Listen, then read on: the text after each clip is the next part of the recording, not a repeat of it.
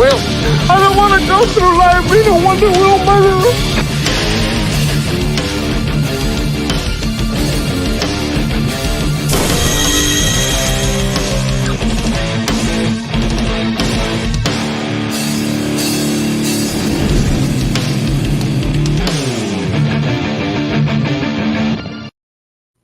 What's going on, everybody? And welcome back to another Collectible Past. And here we go again, just to let you know, collectors never quit. We may check out for a little while. We may become poor and destitute where we can't pick up anything, but we do not quit and we keep looking. I don't care if we're collecting by just window shopping and looking at all the things that we want and thinking about who we can mug before going into the store. We are not quitting. Of course, joined as always my esteemed colleague, Vinnieart. What's up, brother? Yeah, you took the words right out of my mouth. And the toys took the money right out of my wallet. They always do. Joined by our other awesome co-hosts, we got Slasher, Meg Splitter. That's good, man. It is good. It is all good in the hood. And, of course, we are joined by the Wiener Man himself, the man of 1,000 Cyclops blast. We got superfan Adam Shawhan. Hey, everybody. You know, yeah, it's funny how all of a sudden you've got money and then you find a collectible and then you don't got no money. But hey, we got some pretty cool stuff to share with everybody today. So let's have some fun. Always. That is the number one thing that we always do here. And first, of course, as always, we're going to say hi to the chat. Got Chaos Hoy was the first one in. What's up, Chaos Hoy? Stopping in. Always asking about the pigs, and the pigs do appreciate it. They're doing okay. Helmet's a little still what is upper respiratory, but we're working on it. Lurch, slight return up in the house. What's up, Lurch? Super fan up in the chat, up on the panel. Papa Cotton in the house. Piggy time. What's going on, Papa? Good to see you.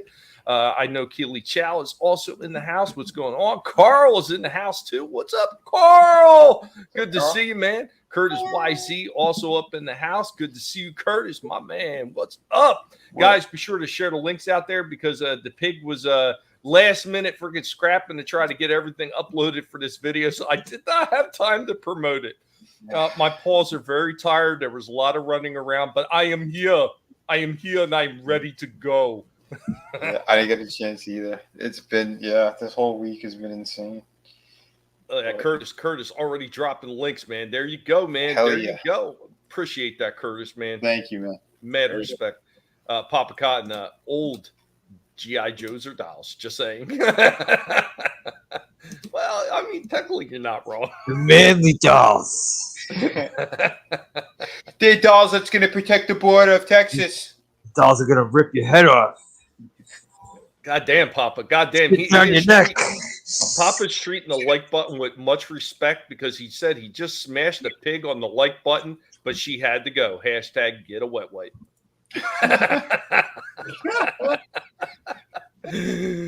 Clean up those filthy. Yeah. Oh, Jesus. But yet another and actually a very good week for me. A few things changed for me, thank God. But I'm not going to get into all that right now. Everybody behind the scenes know what happened, and it definitely has changed my fortunes a bit because I was worried how I was going to get through this month, but not worried anymore. Not worried anymore. That's good, man. Hey, a win in any for any of us is a win for all of us. Yeah, you ain't lying. Yeah. Somebody might have to back another art book too. I feel that may happen while that's still sitting up, but yeah, I want to get this mother kicked and get this rolling with the first toy review. Now, this is technically the weakest one out of the lot that I'm going to start with. So I wanted to get the weak one out of the way first, and then as we get into it, we're going to start hitting some really good ones, and especially by getting towards the end of the show, I've got a fantastic piece that I literally just picked up yesterday. And holy shit, I was impressed with this damn thing. Oh, we're also joined by Swerve Tip. What up? Hey, Swerve What's Tip. going on? Don't adjust your TVs. I am white. Wait a minute. Something's wrong here. Hold on. Let me Adjust your vertical and your hue. Hey, man, I'm so confused. That son of a bitch was a lot darker on the last stream that I seen him. I don't know. We'll go Man. back He's there. We'll go back there. That son of a bitch is whitewashing on us. He still looks pretty dark to me, man. He's very Egyptian colored and shit. We built the pyramids. Shit. Good to be here, man. Sorry to interrupt. Thanks for having me, man. What's going on, gentlemen? Always welcome here, Rob. What's going on, Jedi Bill? Okay, I'm going to kick it off with the first one. Like I said, weakest one out of the things that I'm showing today. I'm hoping Vinnie picks up the slack for this first one. But here we go.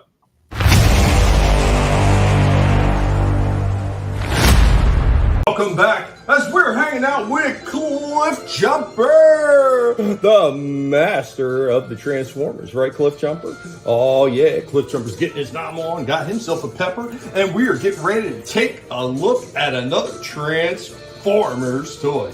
So this one coming by way of Legacy Evolution, Robots in Disguise 2015 universe, we have Strong Arm. This is another one I wasn't 100% sure if I was going to pick up, but that was back when IDW used to do, okay with the comics before they really went into Stupidville and absolutely destroyed everything that made those comics fun. But this character was one of the ones that was introduced in that IDW series.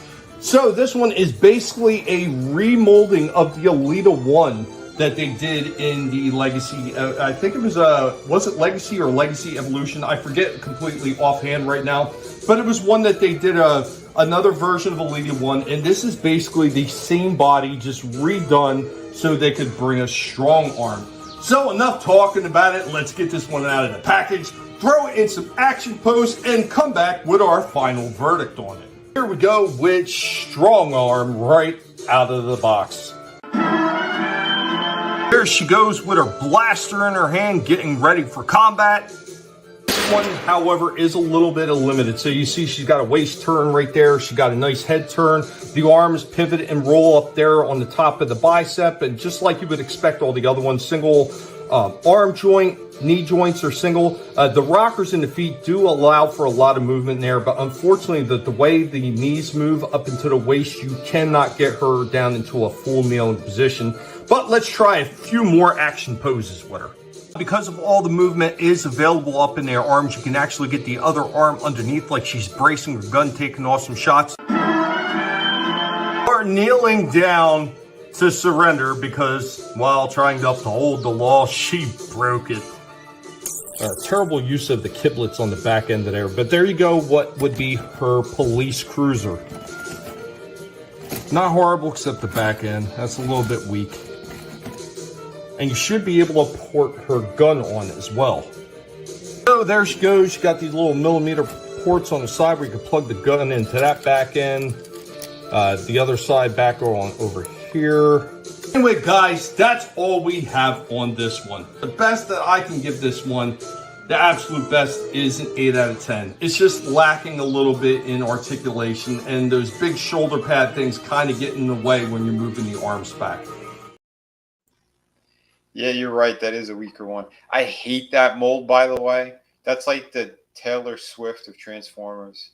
I think that's the a good way to get yourself attacked. I know, right? No, I think the vehicle form looks pretty cool, but except for that back end, and like you can actually see right down to the legs and everything. I hate when they get lazy like that because there's a couple fold out pieces in the back end. They could have used something with another fold out to cover up that back end so you didn't see down and see the legs. Yeah, it the laziness on the part of Transformers. I mean, they could, it probably should have been a 7 out of 10 instead of 8. But as far as the way that the figure stands and everything, it doesn't fall over, and it's decent in that respect. And I'm not going to give it a low ball grade just because a few things are off on it, unless it really affects the way this thing can actually not only be able to articulate and be able to put it in poses, but also the transformation aspect. And I really do feel that on this one, even though the shoulders got in the way, you could still move them out of the way so you can move the arms up. It really was the freaking truck mode, the back end of the truck mode, that really felt was the weakest part of this figure.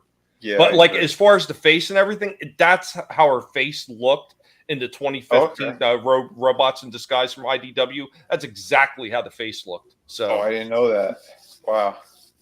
Yeah, because I see it in stores. I'm like, oh, what are they just going cheaper with all this crap? But if it's close to the design of what it was, like I'm okay with that then for them doing that for fans. But yeah, that's one I'll be passing on. Yeah, I and like I said in there, if you weren't a fan of IDW or you at least didn't know about the stories, this one is easily overlooked by a lot of people because they're going to see Strong Arm. Who the hell's that? I never heard of that one. Right. A female Autobot named Strong. Nope. But it just seems like it's a diversity hire. No, it legit was in the comics. Yeah, I didn't like the Alita one mold. So yeah, it's like the earlier versions of Alita was a lot better when they did the Siege line. Yeah. There was a really nice one in Siege, and there was a really, really beautiful one in the Power of the Primes. Oh, okay. Absolutely fantastic. But I did not know. Yeah, unfortunately, that was one of the ones that got wrecked by UPS when I shipped it from up north down here. Was it like a longer, skinnier like vehicle? Yeah. It was more in line. It was more in line with the cartoon.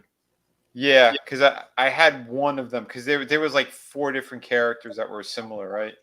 Mm-hmm. Female ones. Yeah. I got one. I got one that was like light blue.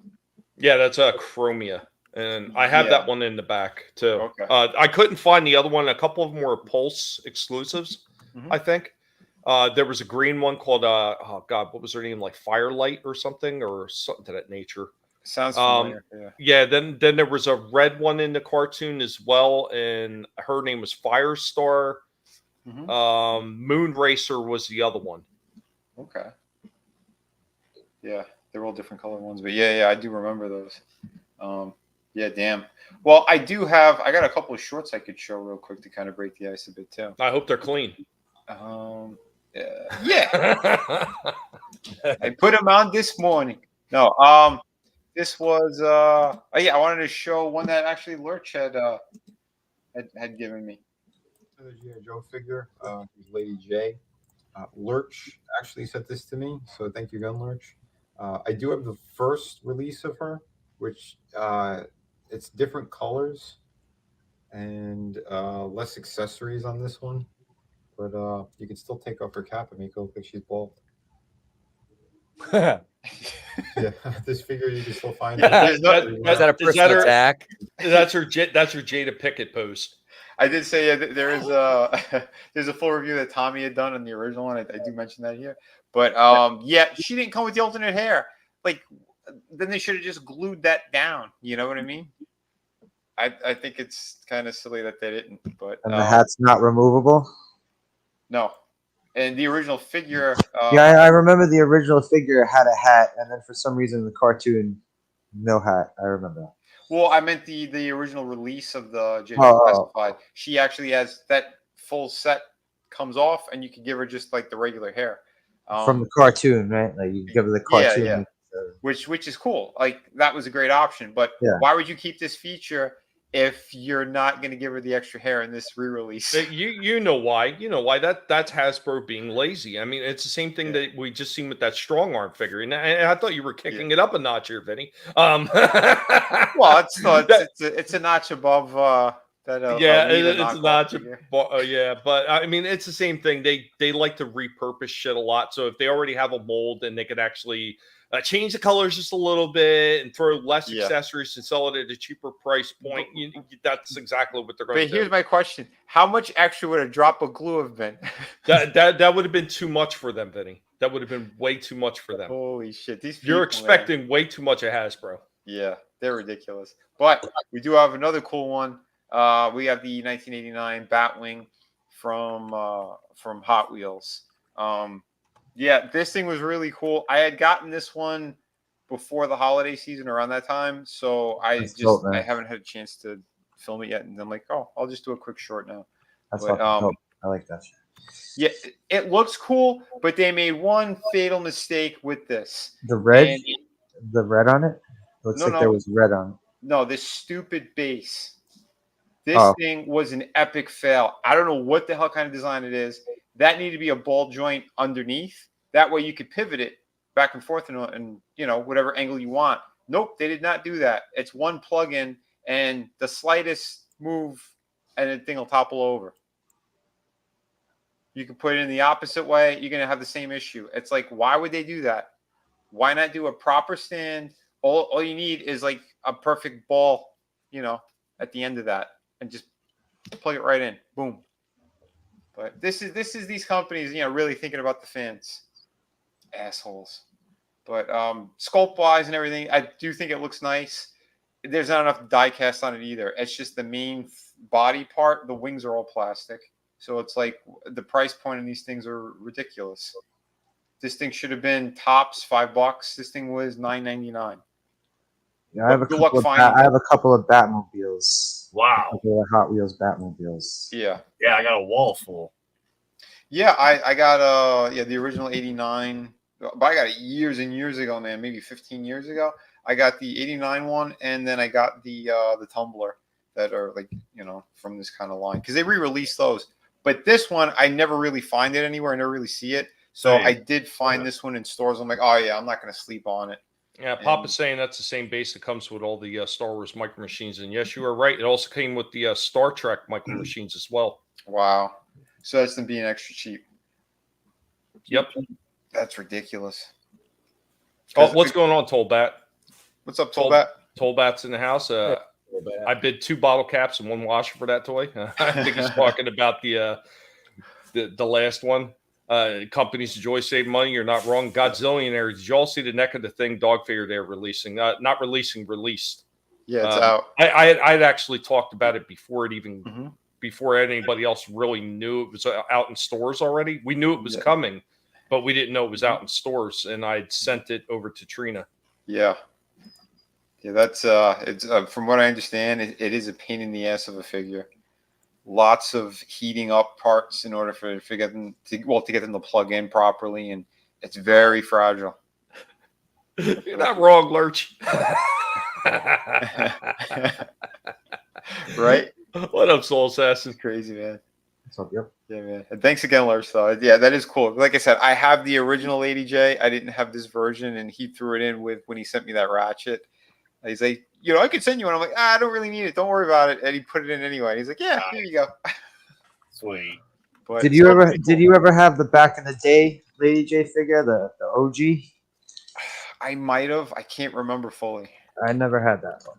Me either. Yeah, there's a lot of them that were very hard to find. And yeah, the female ones, for some reason they were very kind of short ordered. They didn't use like the shade figure. Yeah. Yeah, see, Lurch remembers that too. Moonracer, Firestar, Alita 1, and Chromia, and I keep thinking her name is Greenlight, but I cannot be sure. Alpha Trina. Okay, because there's a green colored one in that original episode as well. A search for Alpha Trion. It was in season 2. I forget the episode number, but yeah, it was season 2. I remember I got into an argument with a so-called bigger YouTuber who's it was all gender swapping, and like obviously you never watch the original Sunblock cartoons, have you? Stupid. Yeah. They sound gay. What up, Snowdub, man? Good to see you, man. What's up, Snowdub? Hey, Snowdub. The only big piece I have less is Count Dooku Unleashed statue. I got the Darth Maul one, and originally somebody here on YouTube had bought it, but he gave me the wrong address. No, he didn't. He gave me his address, but he gave me his YouTube name. So it wound up being undeliverable because of the name somehow, which I don't see why that should have made a difference. But he was in the process of getting ready to move. So it might have been he moved and they couldn't redirect it because they didn't have his proper name. But or they're just lazy, Tommy. It came back to me. And I said, dude, you want me to send it back out? He's like, no, I'm not worried about it. I said, but you paid for it. I was like, this is good. You don't understand. This is going to kill me because you paid for it and it got sent back to me. Yeah. Damn. Never reached back out, and it's still sitting in the back room, and it will continue to sit there. Brand new freaking Darth Maul Unleashed figure. Shit. Well, if you ever want to resell it, you got a couple guys interested. Is the Unleashed ones, were they like they were just like in dynamic poses? Yes, yeah, they were in dynamic. They were basically like giant statues with just like a very slight amount of articulation, I think it was, in the arms. Oh, they were big? Yeah. They were, God, what were they? Like I want to say they were close to 10 inches tall. I mean, maybe just under, maybe 9, somewhere around there. But they were like in like a regular package? Yeah, they were in a big plastic bubble package. Yep. Yeah, take a photo for me. It's bad. It's I'm curious. Yeah, Darth Maul's kind of like he's like one of the few characters I really. That's why I told him. I'm like, yeah, if you're ever gonna sell it, yeah, you got a couple guys on the panel, me being one, Vinnie being one, especially if it's yeah. And I know it's a beautiful looking figure too. It's definitely a beautiful looking figure. Yeah, nice. I know which one you're talking about. Trust me, Vinnie, it's nice. Okay, cool. Yeah. Do you want me to blow my full load now, or I can go again? I can go again. Soul Assassin, Firestar, the chick from the Spider-Man show. No, completely different Firestar. I had the A-list Secure Darth Vader ones, but I sold those. Yeah, the A-list Secure one was really nice too. I forget what the Darth Vader one looked like, but I mean that whole series of Unleashed figures were absolutely phenomenal. Why does Vinnie want Tommy to take a picture of his 10-inch figure? Oh, Jesus. He went there. I didn't. It wasn't me. Don't put words in anyone's mouth. I did not say that. And don't put anything else in somebody else's mouth without consent. Okay, here we go with my second one.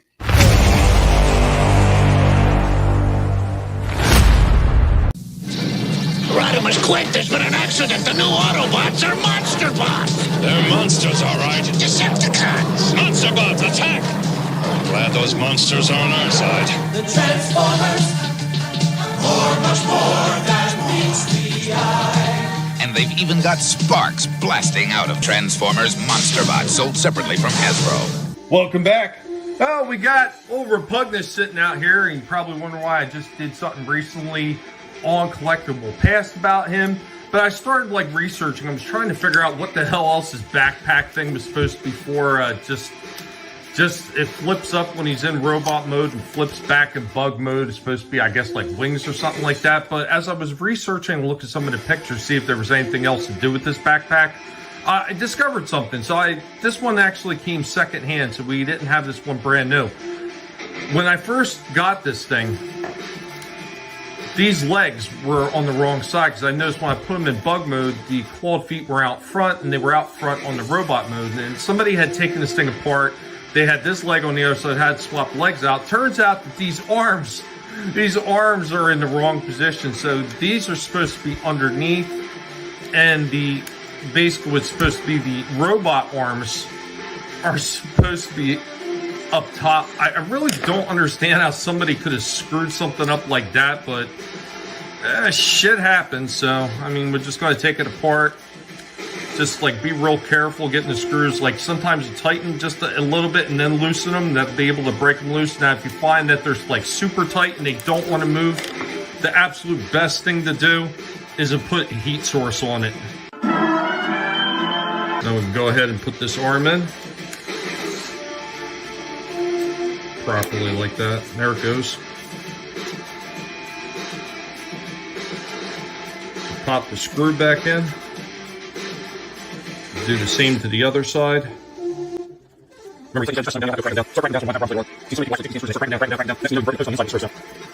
we go. There's one side done. Now just get the other side. And there we go with Repugnix back in the correct position where everything should be. A lot easier to pull his claws out now. So there he goes. Let's go ahead and transform him, make sure everything looks right.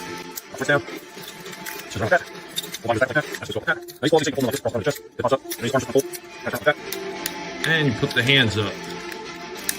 Put your hands up, son. And there you go with Repugnance. The Transformers, more than meets the eye. The Transformers.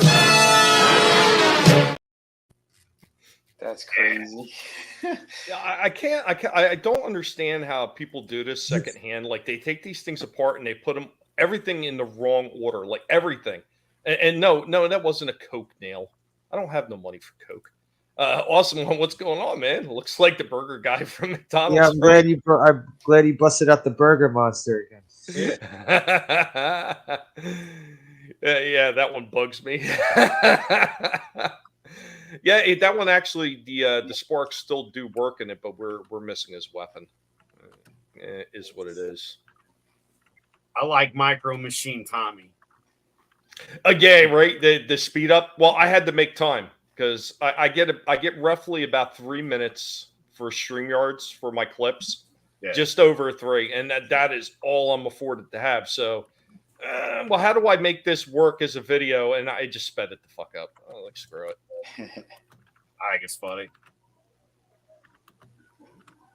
But I got one more, and then Adam, if you got something and you want to go, I got plenty, man. So whatever you need, buddy. No All problem. right, well- I came prepared today, Tommy. well, we're gonna bust into a toy break real quick, and then Adam, you are at the plate. So here we go.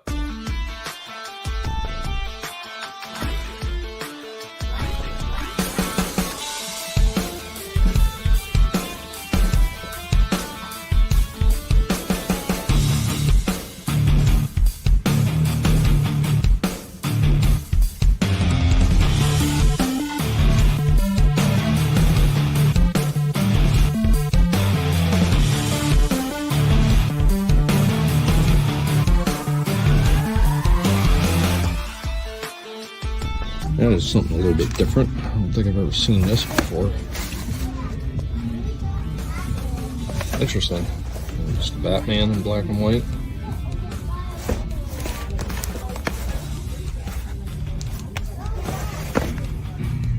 Check it out, check it out. NECA's got a few more Toon comics. They got Superman at this store along with the Joker. I think that is unfortunately all they have is just a Joker and Superman.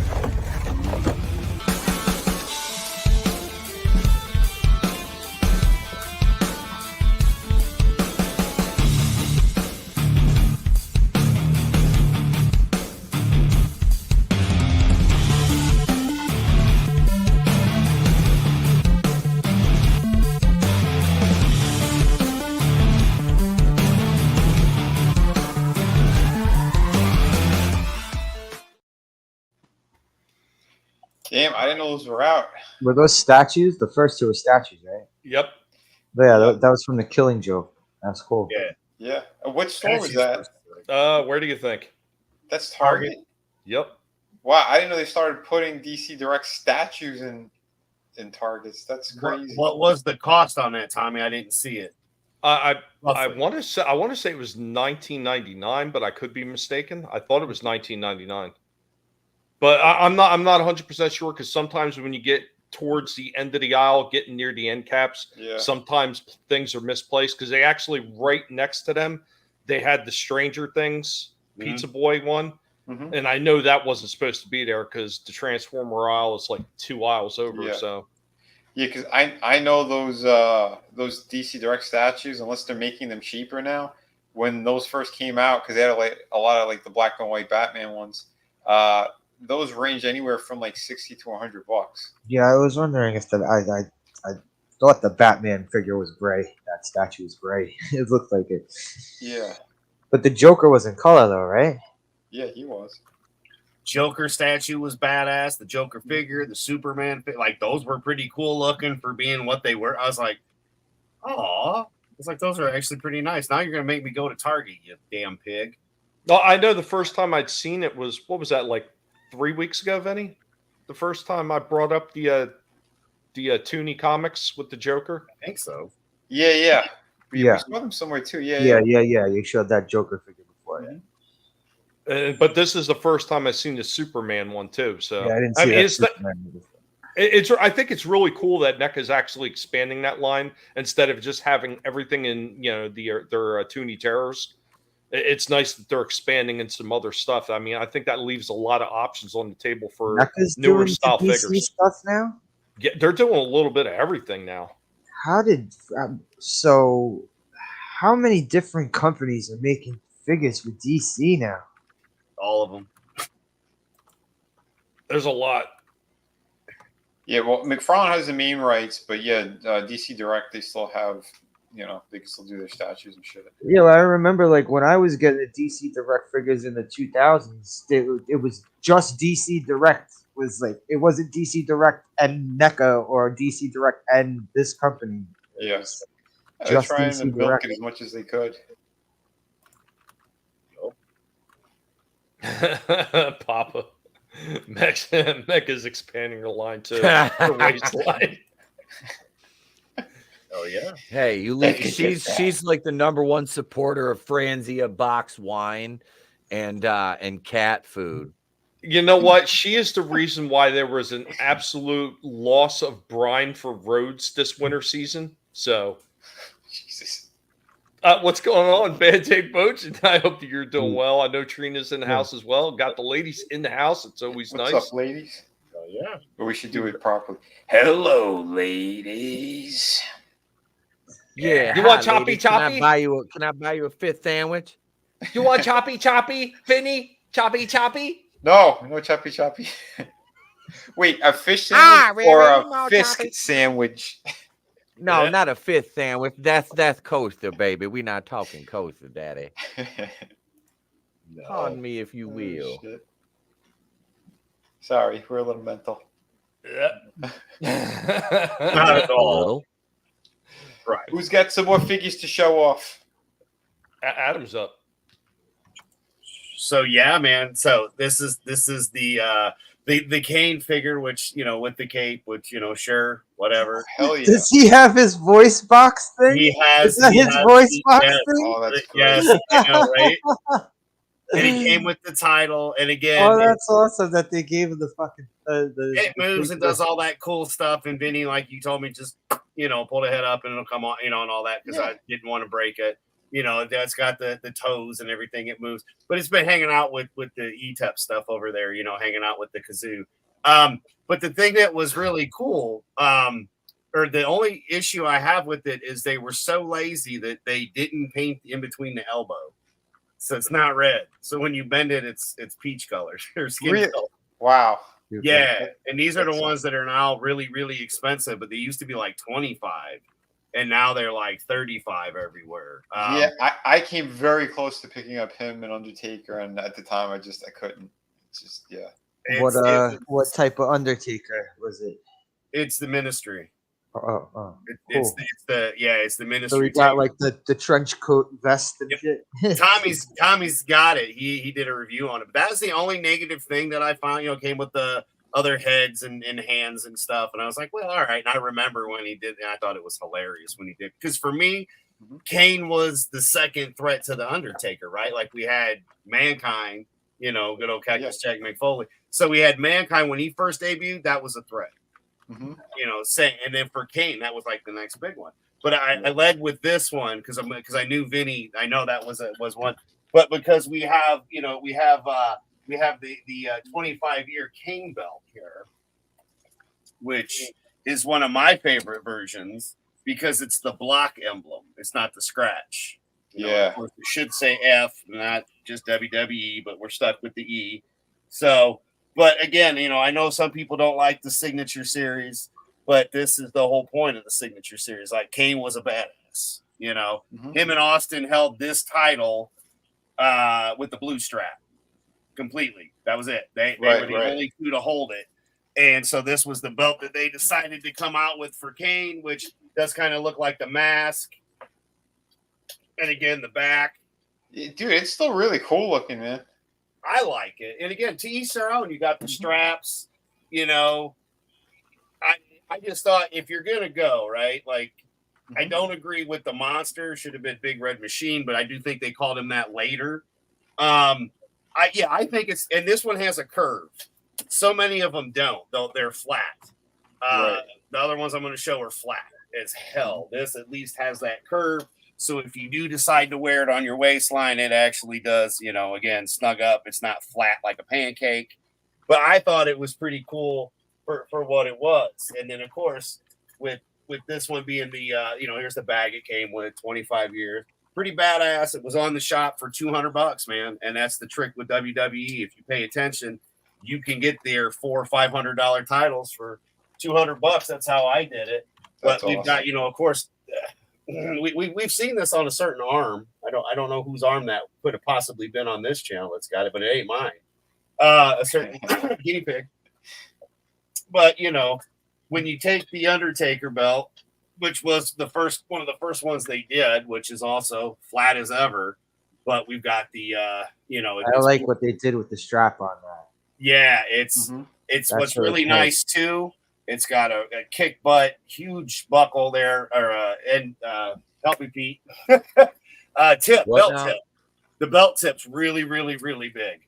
My English wasn't working, but yeah, it's got just the tip, Daddy. There it is, the tip. And then the best part, the official ones here are purple. So Sweet. yeah. Instead of being, it's a velvet kind of feel to it as well, with lots and lots, and then it's probably not coming through very well. But I need to change it from red. But yeah, I don't know. This was one of the very first ones I got my hands on. Again, my biggest complaint with most of these is the fact that the belts themselves are flat. There you go. But the platinum color on here for a big the green's coming through. It's pretty crazy. But yeah, there we go. The purple coming through. That thing's gorgeous. So yeah, and I mean it looks good next to the cane. But what I want to talk about is another time frame here. This is getting heavy with these two damn belts in my lap. I'm just saying. But no, is this one here, which I also got for 200, which I'm not complaining about at all, because it's the Brothers of Destruction, and it's the tag. Yeah. Oh, that's awesome. And I mean, personally, there's been plenty of tag champions that we've all loved. Legion of Doom, Heart Foundation, for those of us that are Heart Foundation fans. But yeah, one side's Kane, one side's The Undertaker. And this was the killer for me, too. It's the classic style of belt, but now they cover up everything in the back, so it covers up the screws. But it's the tag belts that, again, the British Bulldogs had. This is that face plate that they had. The 80s into the 90s, yeah. Yep. And so now I have, other than the IC belt, in this color, Taker's belt, the tag belts. The only one I would need would be, of course, the IC title, kind of like this. That's kind of cool, too, that the two plates there alongside the belt are actually tombstones. Yeah. I was thinking they should have did something like that for the Undertaker one. They should have had some sort of tombstone design on it. Yep. But I mean, again, to do this, so they had this and the cane belt for 200 each on the website right before they discontinued them. Adam, you got a question. Papa Cotton wants to know, how the fuck do you stop yourself from wearing that every day? It just came today. But it does. It has the studs on it, and I don't know. It's just sick. I've got some pictures that I took of them on the wall. Yeah, he wrote me earlier. He says, Vinny, I'll take it off when I got to sit down to show them off. And because as soon as the stream's done, he's going to put it back on.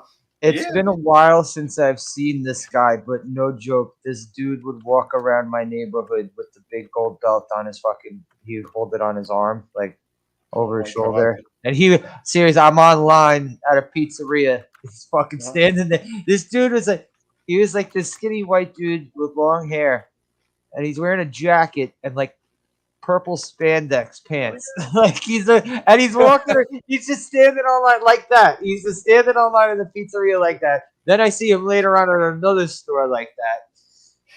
I haven't seen him in a couple of years though. Maybe someone beat him. Maybe someone fucking challenged him for the belt. If people did when they came and met us, because ETEP can testify this, I've showed up with the new Wakulian Order belt. But I'm saying someone probably it was like hardcore rules. Like if he's in the store, someone could challenge him for the belt and beat the shit out of him.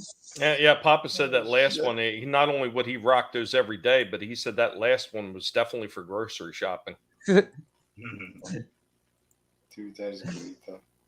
But yeah, I mean, we're wrestling fans here, and again, we go from the Undertaker, classic Undertaker, Dead Man's Inc. was pretty badass. He redid himself numerous times. Kane, same thing. I liked him kind of more. I know a lot of people didn't like Biker. I thought he was cool, man. I thought I did. Cool I liked that. He reinvent himself. I thought that was him being himself, Yeah, I liked him spitting chaw everywhere. I can't even tell you how much fun it is to watch somebody spit chaw inside the ring. It was a shock to me the first time I saw it because again, I missed a lot of stuff that was going on, and because I was traveling and working, and I'm at my cousin's, and he's like, "Oh yeah, man, we're gonna put on some more." I'm like, "Oh yeah, I haven't seen it in a minute." He puts that on. I'm like, "What the fuck happened?" everything was different, and I'm like, yeah, he's coming out like that on a motorcycle. I'm like, what happened to the Undertaker? Yeah, that they referred to that as American Badass. American Badass era Undertaker. Yep. Kid Rock and Limp Bizkit time frames. What I call it. Yeah. But yeah. Yeah, but how, again, how funny? How Kid funny? Rock. Well, how funny is it now? Thinking about it, without a doubt, the Kid Rock version of the music was definitely a lot better in retrospect. Yeah. What about the later one they gave him? You done it now. You gone and made a big mistake. I think that was the last one. Many of us do, Papa. No worries. Yeah. And what's going on, CJH? Yeah, that guy needs to be strung up. He needs to be drawn and quartered. Yep. Hey, again, you guys should be thanking me every day. I stopped McFarlane from making those Limp Bizkit figures. Why they'd be dirt cheap right now? They'd probably actually be in a landfill next to Atari. You know how much plastic you would have wasted? I mean, come on. Get us something else for the weirdos to scream about. I wouldn't bother me a bit. Etep, do you got anything tonight? I just bought a VHS Star Wars trilogy set, original trilogy, on Marketplace for $15. Nice. Oh wow. And it's a local score for me too, so Even nice. Not a the guy actually lives like 5 minutes away from me, and I have no idea who he is. It's kind of weird. Where I live, Adam was knows the guy where I that live. bought your old house, right? That would have been freaking hilarious. Yeah, do you know where this is? Yeah. Wait, what'd you say? That's my old house. Hey, I got to dig up a couple things in the backyard. I'm gonna need you to go away for a few hours. Yeah. Hang on, I'm trying to find it. I had a fucking pic. I don't know. I don't have any pictures of it. I really, that's the only thing I just bought that literally like while Adam was showing belts, I was finishing the sale of it. Yeah. Soul Assassin. Yeah. Vinnie's not down with the Nookie. No, I'm not. I'm down with the Wookiee. Did it all for a Wookiee. A Wookiee. What? A Wookiee. A Wookiee. Stick it up your. That was my nickname for Leia because she wouldn't trim up that bush. Sorry. Well, I got one other one that I can go with in the meantime. What would you say? You have like one or two more, Vinny? I got one more. It was kind of it's like a redo. Oh, okay. All right. Well, I can go again. It's not a problem. Sure. I got a couple here, and then I'll do the two that I have. Then you can go again, and then believe it or not, after that, I still got quite a few things to actually go for the rest of the show. Believe it or not, like overly prepared today. Even though CenturyLink wasn't working with me, I was still fighting, and I won. But yeah. So this is the next one. This was another one of those side figures. It's one of the ones that I sometimes pick up from this line. Sometimes I don't. It all depends on the figure. But this one, I definitely had to get.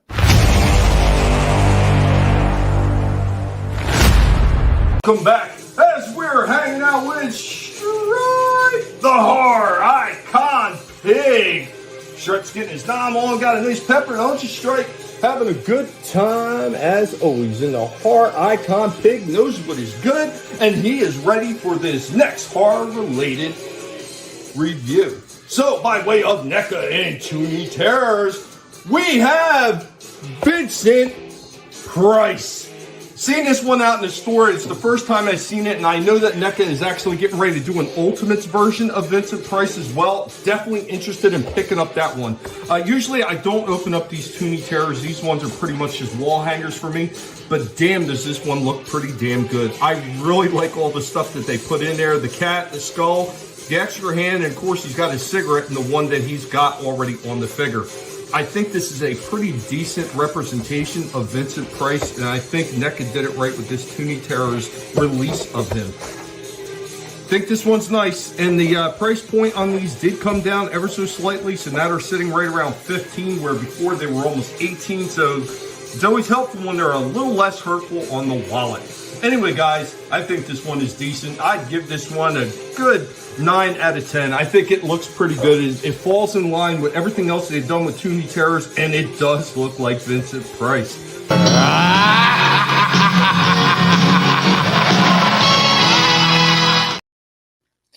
Dude, that looks amazing. I still think that price point is way too much. Well, I mean, it's nice that it came down a little bit because those things were going for over $18. I mean, it is back down to around 15 now, but still. How? What's the scale on this? They're right around about 5 inches, I want to say. Something like that, yeah. But that's crazy, man. I know, like the special edition, like those kind of box set ones, those are usually around 30 to 35, something like that. It's like, and how many do you get with the box set? It's usually 2. They usually put 2. That's it. Or if it's like a big one, like a big character, or if it has like a couch or something like that. Yeah. Okay. Yeah, because like Elvira, she came with the couch, like she was laying down. They did 2 versions of her. That box one was like she was laying down, and they gave her the little punk poodle. I was tempted. I had put it somewhere, and then I'm like, maybe if they have it again next time, and they never had it again. I'm like, so if they did like an Addams Family box set, that should probably be over $100, right?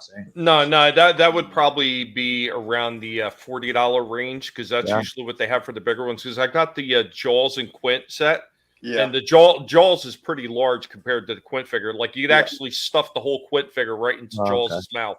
Yeah, and it comes like at a harpoon and everything like that. So that one was sitting around 35, in between the 35 to 40 range.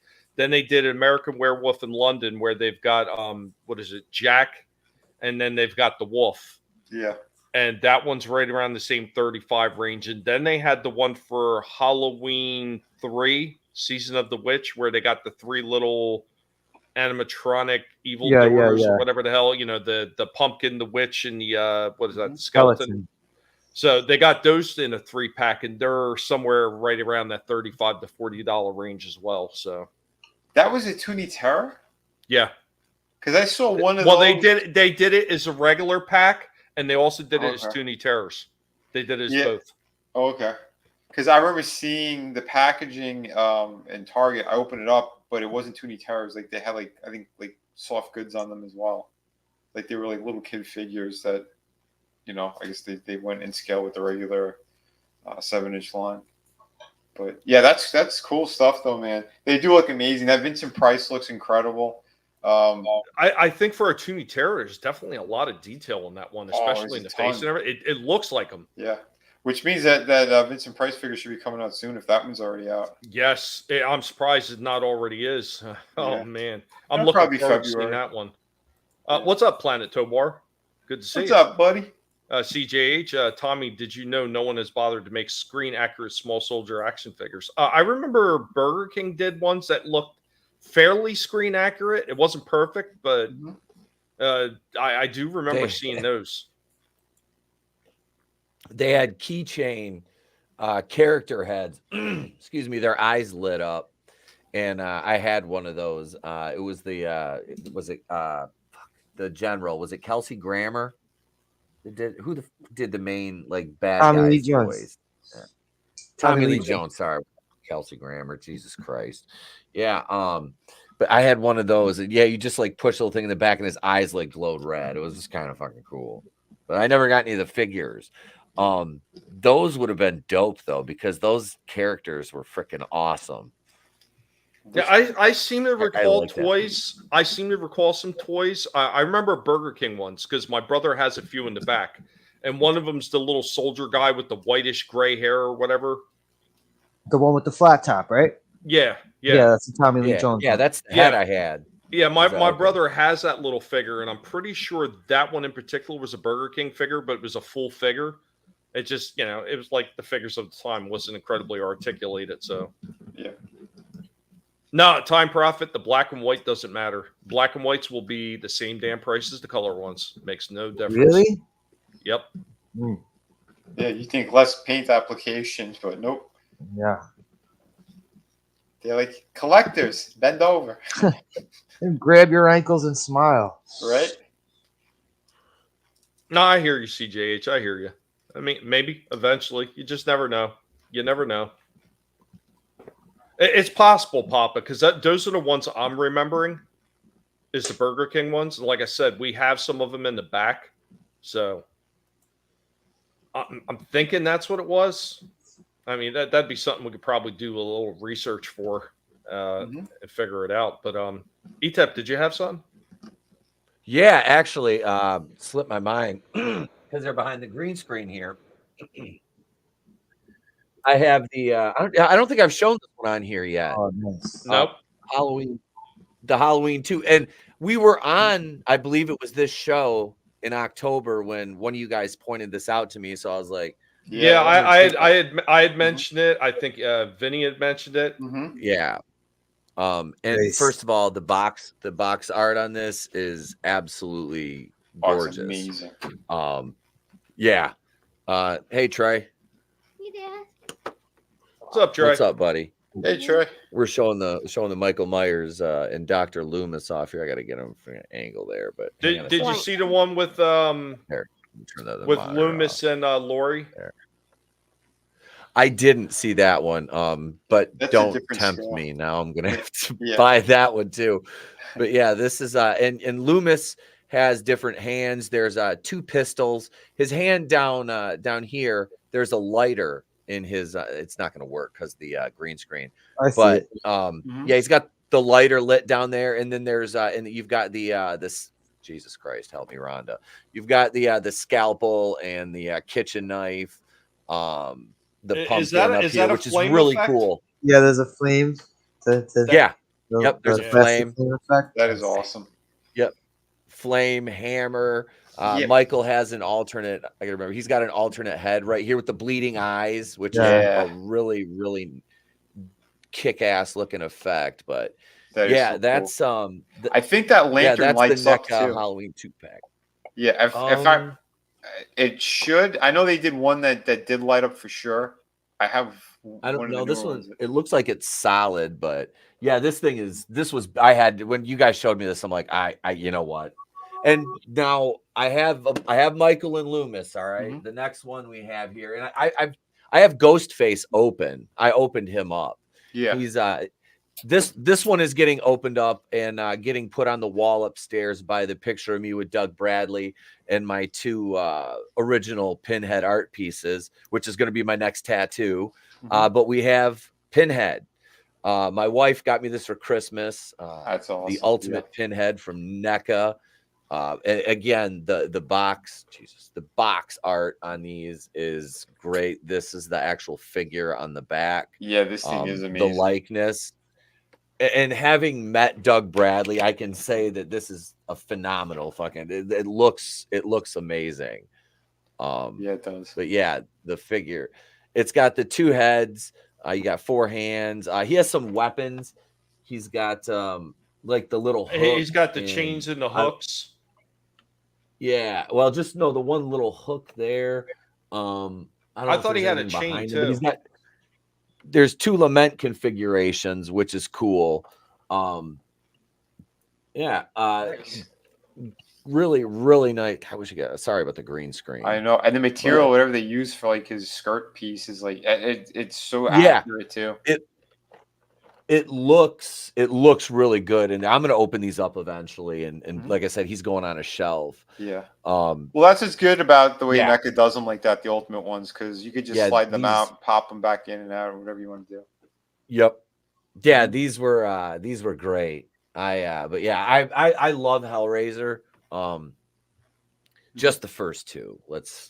Just the first. Anything after that is just. But yeah, that's going to be my tat. Nelson's going to do it. He did my Jason Voorhees and microphone over here, and we're doing the whole thing from shoulder to elbow is going to be Pinhead, with the lament configuration. But yeah, that's kind of what I had tonight. Dude, yeah, no, those are killer pieces. They really are, man. Have a good night, Time Prophet. Yeah, have a great night, Time Prophet. See you, Time Prophet. Yeah, Pinhead. Pinhead is a great character. Yeah, the design is so good on those. But yeah, and yeah, that 2-pack, the Halloween 2-pack, I was tempted a couple of times, but it was like, yeah, out of my budget at the time. It was on sale. I wouldn't have, it was $100 set. Oh, You yeah, know, that yeah. I got that, like, it was like $50. That's the same reason I bought that 15 pack of GI Joes that retailed for $260 and it was on sale for $67. I'm like, I'm buying, and they're all up in the living room with a bunch of his tanks right now because me and Trey were playing with them. Yeah, I got the Vipers that same night, remember? Because we found the sales and shit. Yes. They were here to vipe and wash the windows. Oh man, that's pretty awesome. That's awesome that you had that to follow up the horror one. But before I hand it back over to Vinny, I do have one more, and I'm taking it in a completely different direction here with this one. I was impressed with the first figure I picked up. So when I seen this one, he's almost like his brother. So I was like, I definitely have to get this one. And I really wasn't disappointed. I mean, once again, I wish this company would have did something to the mold because they basically is a reuse of a mold. They should have did a little bit more in certain aspects, but overall, it's still a damn solid figure. So let's get in and let's check this one out.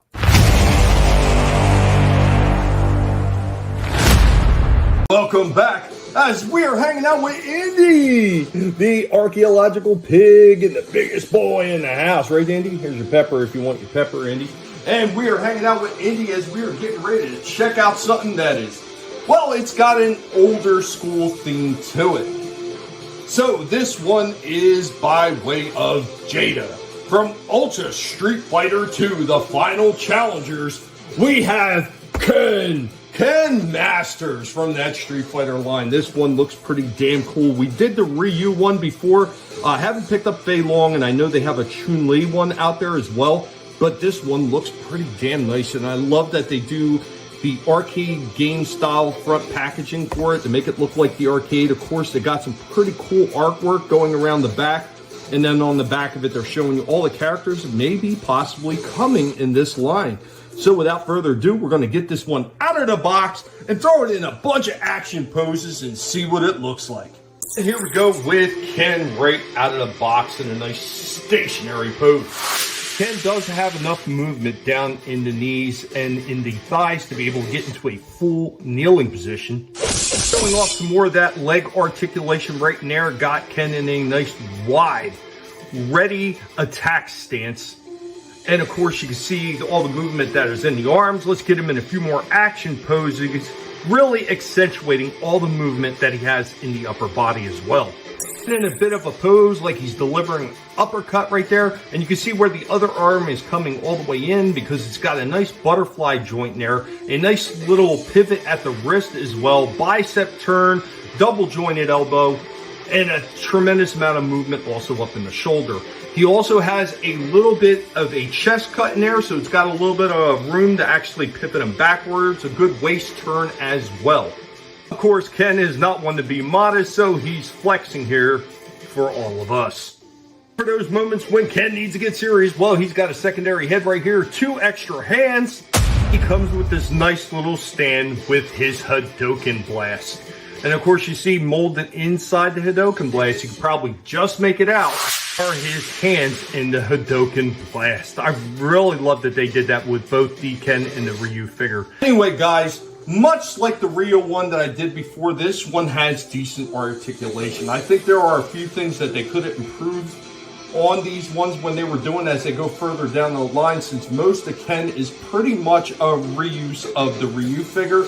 But overall, it is still an incredibly solid figure, and I would definitely give this one a 9 out of 10.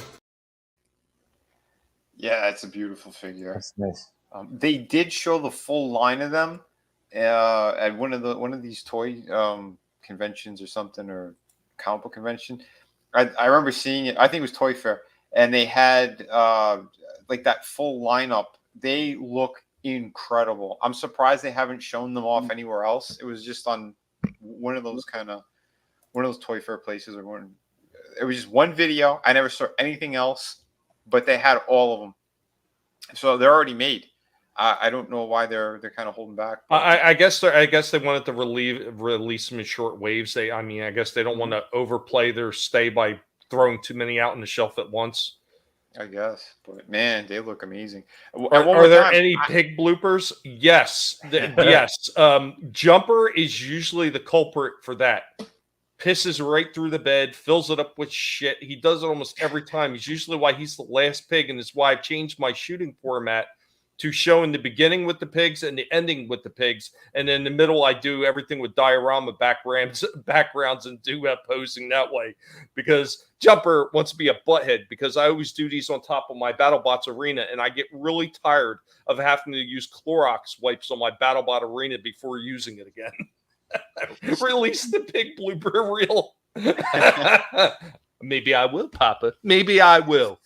Oh man! But no, yeah, and these ones, like I think it's, you could see a lot of the articulation, but you don't realize how nice it is until you have one of these damn figures in hand. And I know you know, Vinny, because like the movement in the head and the neck, even with the hair and everything, that like Dude, Ken the has on the faces back. on them is fucking awesome. I Dude, love the it faces on looks incredible. It They're looks so good. absolutely incredible. And both him, Ryu, and Fei Long were like that. Like Vinny's got the Fei Long that I sent him because he couldn't find it in his stores. And I still see him in my stores, which I need to go back and pick up Fei Long now since I got Ken and Ryu. Yeah. But I told you at that time when Big Bad Toy Store, they did have Chun-Li, because I picked her up from them, and I know she's won like a lot of figure of the year kind of things from a lot of the YouTubers and stuff. Absolutely epic figure. I love this thing. It's still on my desk. Yeah, man. The articulation's amazing. She's got like 2 ball joints above and below like the waist section thing. So yeah, man, excellent range of motion on these things. now CJH, once you go Hot Toys, you don't go back. I don't know, unless you're broke. Yeah, I couldn't do Hot Toys anymore. That's fucking way out of my budget. Look, there's only so many banks that Vinny has in his area to knock over. Jeez, man. Yeah, I'm gonna have to. Now, the one thing I wish they would do with these figures is I love the art, you know, the butterfly joints in the arms and everything. But I noticed when you try to get their hands together to make it look like a Dokkan Blast, it's sometimes really hard to get them twisted up and bent underneath that damn thing to hide them. I wish they would have added a little bit of a turn in the elbow as well. Because I know they got that double jointed elbow, but I wish at the end of the bottom half of the double jointed elbow, they would have had a little bit of a twist. So you could have twisted his arm in a little bit more, you know what I mean? So you could have got a little bit more movement to put it behind the stand and everything. That's why I said I mean, I really like these. I have 2 of them. You have 2 of them. But the SH Figure Arts, I think it's far superior with the articulation on those. They figured out some really great things, engineering on them, that it's so natural, the movements. Because when I did do the review for Chun-Li, I had the SH Figure Arts one beside it, and just how they did the engineering for the shoulders with the big shoulder pads and all that. She was still able like to cross her arms in front of the other. I don't know how they did it, but it was incredible. My problem is it's the same thing with everything, including the SH Monster Arts. It's the price. Yeah. There are huge price tags for everything that they have, and God help you if you don't pick it up right away if you do find it in store, because once it hits secondary market, it gets ridiculous. Like SH Monster Arts Mecha Godzilla from the 2021 King Kong versus Godzilla, that figure, you cannot touch that thing for under, like, I think it's like $150. Jesus. Yeah, and it only came out last year. Right. It only came out last year. Well, I know the SH Figure Arts Street Fighter stuff, when they first came out, they were not as expensive as the other things. And then, like, I guess because they stopped carrying them in stores here, Toys R Us had them at one point, the first 2, which were Ryu and Chun-Li. And they were closer to 35 to 40. They weren't astronomical like a lot of the imports that usually, like, they start at like, 60. But they were more reasonable. But then I guess because the big chains they went under. The rest of the lines were a little more expensive. You ain't lying, CJH. I've seen those Lego prices, and it's not to say that I didn't have a few Lego sets when I was a kid, but as I got older, I just got tired of them. And it wasn't my thing anymore. I mean, I was more into Lincoln Logs when I was a kid than Lego anyway, because big blocks of wood. I mean, what's more fun than if somebody irritates you and throw some linking logs at him and try to give him a black eye? Just saying. Classic Tommy. Yeah, you're damn right. Yeah, I hear you, Papa. I hear you. Mhm. I'm glad that the that Star Destroyer went to you, went to somebody who would appreciate it instead of one of these weirdos out there. Nice. But Vinny, yeah, man, all up on you, man, all up on you. Yeah, well, this is kind of like take two on a figure, because when I originally got him and I opened it up, well, it wasn't the figure, but I found Shockwave again, and this time he was actually in it. So yeah, for those who are unaware, yeah, when I first got this guy, since you Oh, can't so you see finally the got him. yeah, I finally got him. But the first time I bought him, it actually turned out to be a barbecue. Who had it wasn't your classic color barbecue. It was the one that was similar colors to him. That kind of those blues and greens. It was or a whatever. Slaughter's Marauders paint job. Yeah, and man, that really pissed me off. But the figure is actually really nice, so I ended up keeping it. And then I found this one at GameStop just the other week, and I'm like, yeah, I want to get them. So I opened them up in store just in case. He looks fucking awesome. Yeah, well, I have the original one. I love this guy. So do He's I. awesome. That thing's fucking beautiful. Swat guy. Yeah, man, it is a killer figure. But yeah, he had everything he was supposed to have in here. Thank God this time. But yeah, I think the original mold they have for his head was actually Beachhead. Beachhead, probably, yeah. Yeah, but I could never get that figure. That was your Cobra Island Target exclusive bullshit, and the scalpers at the time, because we were in lockdowns, if you remember, and all the scalpers, they knew exactly when the shipments were coming, and they'd be at Target behind the door at like 6 a.m. and they just they ransacked everything G.I. Joe and they were reselling it online. Oh, I mean, well, you've had the conversations with some of the guys that worked in the back. They talk about how those guys would harass the living shit out of them. Yeah. A friend of mine, him and his buddies, they used to kick the shit out of the boxes so that when they brought them out, they were all damaged, and those guys wouldn't buy them because they can't resell it, not at high prices if the boxes are all damaged. So that's what they did, just to say a nice big fuck you to them, which good on them. But yeah, man, and it sucks, man. I always liked Beachhead, and I was never able to get him, not even like the original figure back in the day. But anyway, this dude though, I'm glad I was able to find this guy again.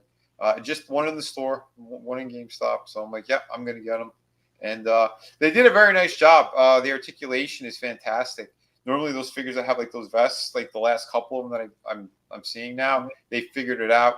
There's like a ratchet click thing in there, so it holds. So yeah, man, it's a good thing. He could kick his own ass. I mean, again, the articulation on these figures are epic. So pretty cool. But, there you go. We got the all the hinges and the feet and whatnot. Yeah, beautiful stuff. And yeah, and I know that they're finally done with this shitty packaging, by the way, because there are figures that they've had warped weapons or items. Luckily, nothing too bad on this set, because most of the stuff is smaller anyway, so there was no need for major warpage. I do love that they have like the Cobra, how many he's taken out, that's stamped on the front like that. Yeah, see, he didn't have the shield. The original doesn't have the shield. No. Yeah. Or the hat's like he molded doesn't have the onto him, nightstick. right? No. He had a pistol, a backpack, a knife, and an Uzi with a silencer, and a forearm brace. Nice. Yeah, I'm surprised they didn't do the silencer on this one, because these look. I mean, they're kind of like Uzis. They're slightly different. They're a little bit odd. Or was it a Uzi or a Tech 9? Hang on a second. I don't know. Yeah, you got the book, don't you? I have him right here. I got a book. Yeah, I just went and grabbed mine too, Sledger. No, I mean I have the figure. I grabbed my figure. Oh, I thought you said you grabbed the book. No. Well, those do look like Uzis, but they look like the micro Uzis. Yep. Yeah, they're a little bit different. Yeah, because the full size Uzi is a little bit more like a very short rifle barrel, you know. Yep. Yeah. And then you had the micro ones, which were almost handheld. If you Okay. remember the original Red Dawn, the was it the Russian guy or was it the Spanish guy? One of them came out and he had micro Uzis. I think it was the Russian guy. Oh yeah, I remember his name. But yeah, man, I do like that. Yeah, you could actually port in those effects. So if you do have the other figures of those kind of special edition ones that came out, you could put them on like any of like the newer figures because they put a hole at the end of the barrel of the guns finally. Yeah, but again, finally start putting those portholes in. Yeah, what they need to do is put one or two of them, I think, into every single one of these figures. It would make sense in a big way. Plus, for the price points that they're asking for now, throw those extras in. Stop being cheap. You know. Yeah, you know what? Here's what they do.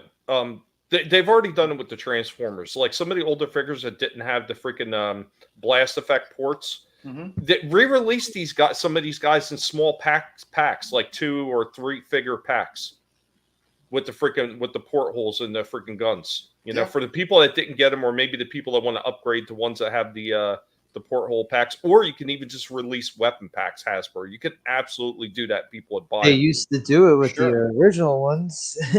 Yeah, exactly. I bought 2 of them back in the day. Yeah, why the hell not? I know Valaverse. They do it with their Action Force line. They have weapons packs, alternate heads that they'll put in the set as well. So they give you some options since like there was a way more limited.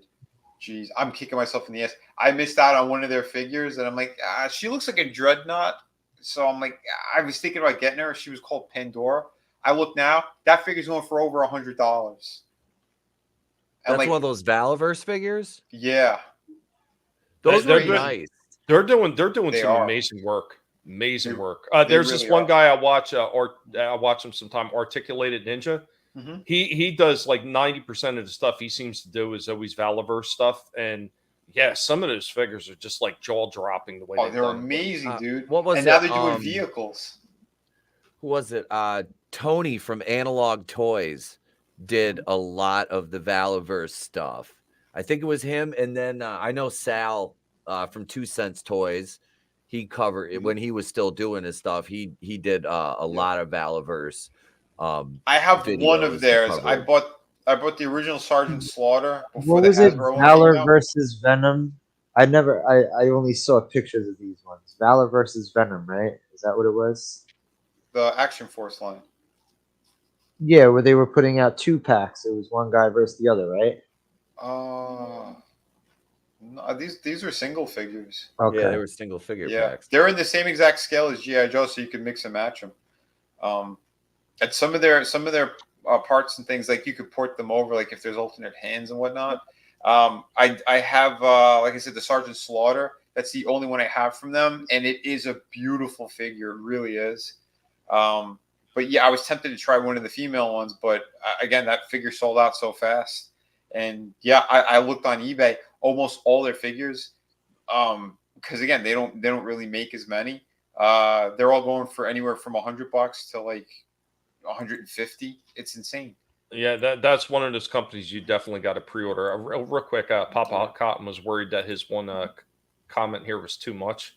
I went down to my CVS to steal some hair straightener and got sprayed with bear mace by a Nazi. I don't think that's too much, Papa. Yeah, Hasbro does need to do better, and this is why they're having such problems right now, because it's the stupid little things that they could be fixing. So remember, I was talking about the Ratchet and the Brawn figure. I said I was really upset that they didn't do battle damage. They are going to be releasing a 2-pack of Ratchet and Brawn with battle damage now.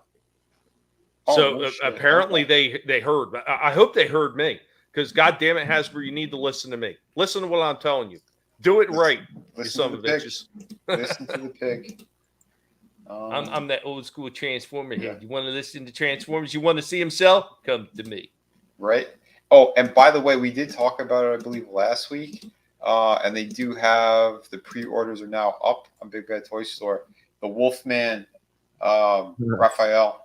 Oh, Decepticon was in earlier talking about that. He's talking about Target doesn't have them in stock. And yeah, I haven't seen them either. That doesn't mean I won't see them. But yeah, I have not seen them. Just the same thing with the new Ronin figures. Yeah. Have not seen them yet either.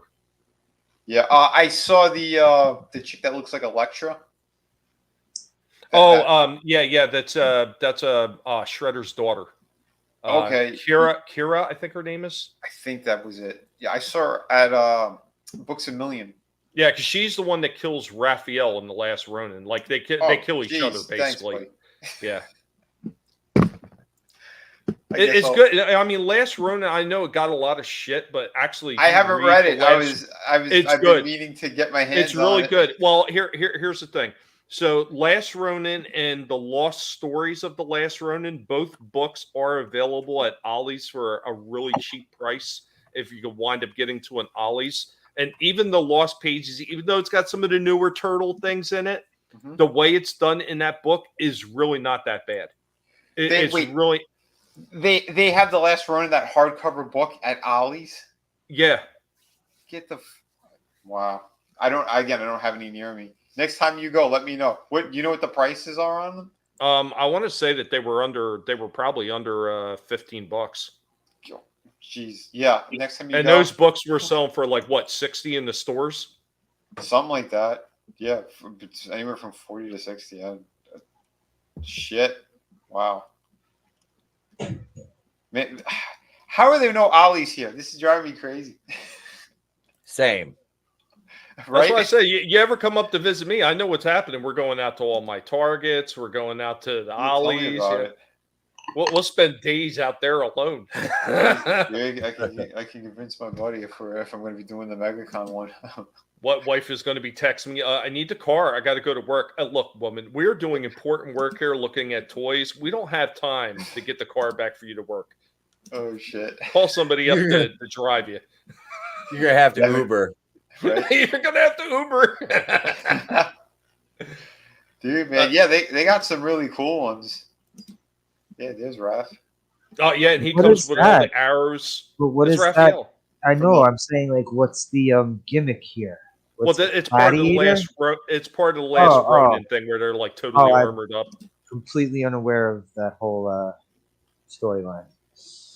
Yeah, it was this hardcover book, man. But yeah, man, it looks good, man. That's a solid looking figure. Yeah. Oh, well, what I got next, we're gonna delve into a little bit of Eastman and Laird. Sweet. We will be delving into it. Yeah, no worries, Curtis. No worries, man. I know how that is. Yeah, you get a little bit older, and your body starts telling you no, you can't, even though your mind's saying yes, you can. And next thing you know, you wake up 2 days later. They just opened 2 stores here in Texas. Nice. Yeah, fucking Ollie's is a shit, dude.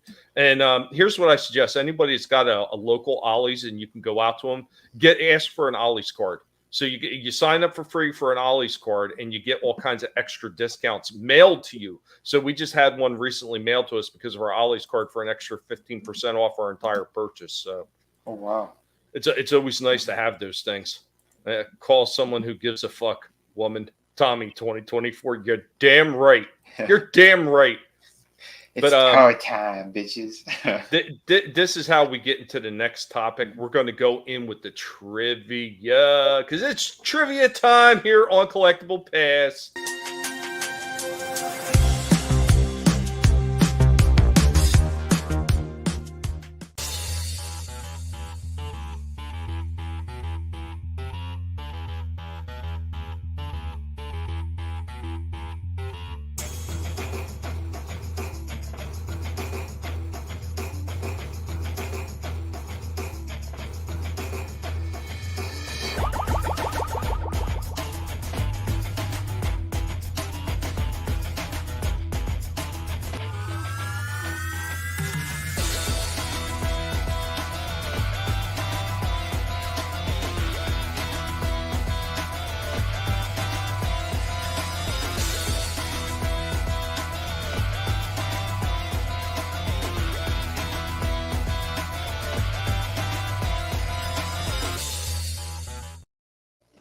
Yep, I knew that one. Yeah, I knew that one.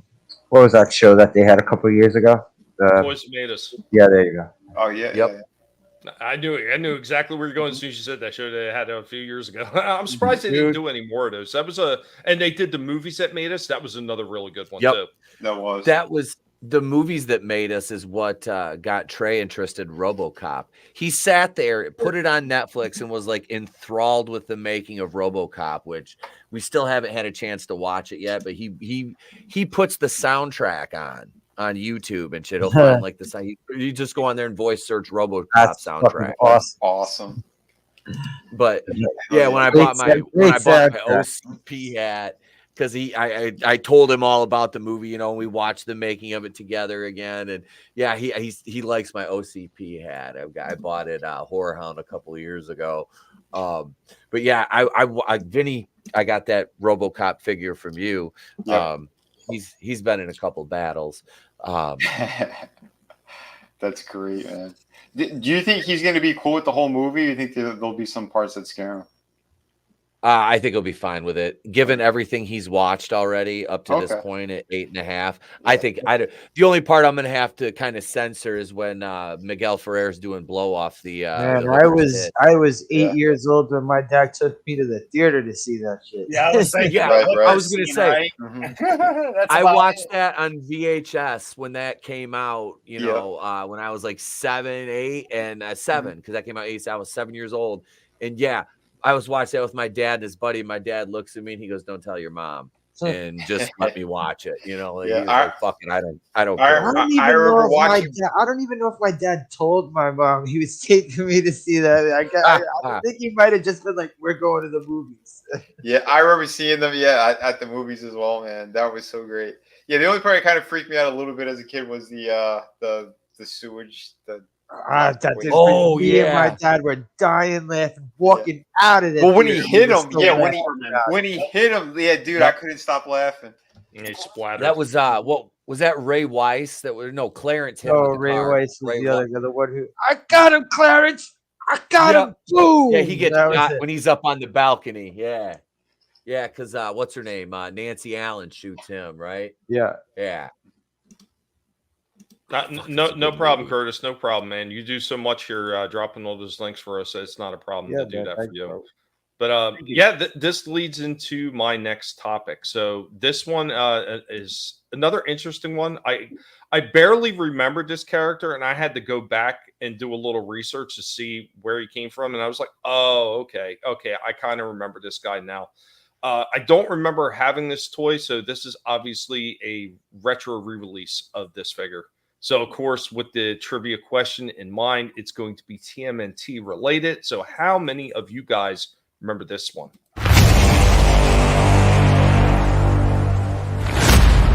Welcome back as we're hanging out with Rorschach, the superhero pig, being an absolute butt nugget. He's got all kinds of treats in here, and he is just not having it. He's been staring at the brick wall almost the entire time. Then he's turned around to say hello to you, the audience. So with Rorschach here, of course, you know what that means. It's superhero related. So by way of Playmates, Teenage Mutant Ninja Turtles, their classic line, we've got Mondo Gecko. Another interesting figure from that classic line, and this one actually completes the series for me since they wound up removing Rat King. So I've got everything that they have right now out there, including the mutating turtles. Now, from what I understand, they are doing another wave, and in the next wave, they're going to have Casey Jones. They're going to re-include Rat King again, and he's going to be released. As far as who else they're releasing, I am unsure right now. But let's go ahead. We're going to get this one and set him against the wall in some action poses. Right out of the box, here we go with Mondo Gecko. This one has some pretty poor standability, and he will stand. It's just he wants to fall back on his tail sometimes. These legs were not done very well. He's got a little bit of a ball right there and everything, but it doesn't really help the movement very much since the rest of the legs are static. So let's check out what else he comes with. What else does he come with? And there it is. He comes with a skateboard. So he's on a skateboard, getting ready to roll out, and of course you see on the back end of his tail, which it does have some movement here. There is some movement on the tail. He's He's got a little skate on the back of his tail too. And it's kind of weird because technically that is considered an accessory. Okay. Mondo Gecko's the name. As you can see right here, you are looking at the limit of his posability because it's just his arms, his head, and his legs, which are on a little bit of balls plus the tail. Really lacking in way of the arms, so you really can't move him very far. But then again, he doesn't have any kind of other weapons. He just has a skateboard. It's been great, but I gotta skate. Anyway, guys, that's all we have on this one. Because there is a little bit of lack in the posability in arms, there's no wrist turns, elbow turn, however you want to say it.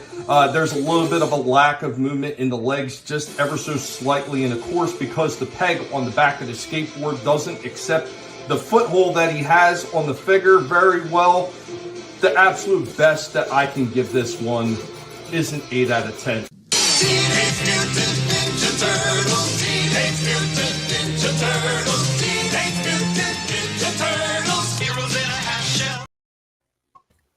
Turtle power. Yeah, somebody has to complete it. Yep. So you got the original? I have the original with the skateboard still. Okay. And that figure, the card back is, I think, on the wall here somewhere. But he is a bitch to get to stand up. A lot of the original too. Then okay. Yeah, a lot of because like especially the turtles, because the turtles had bent feet. How like some of them had were on their toes but only on one foot.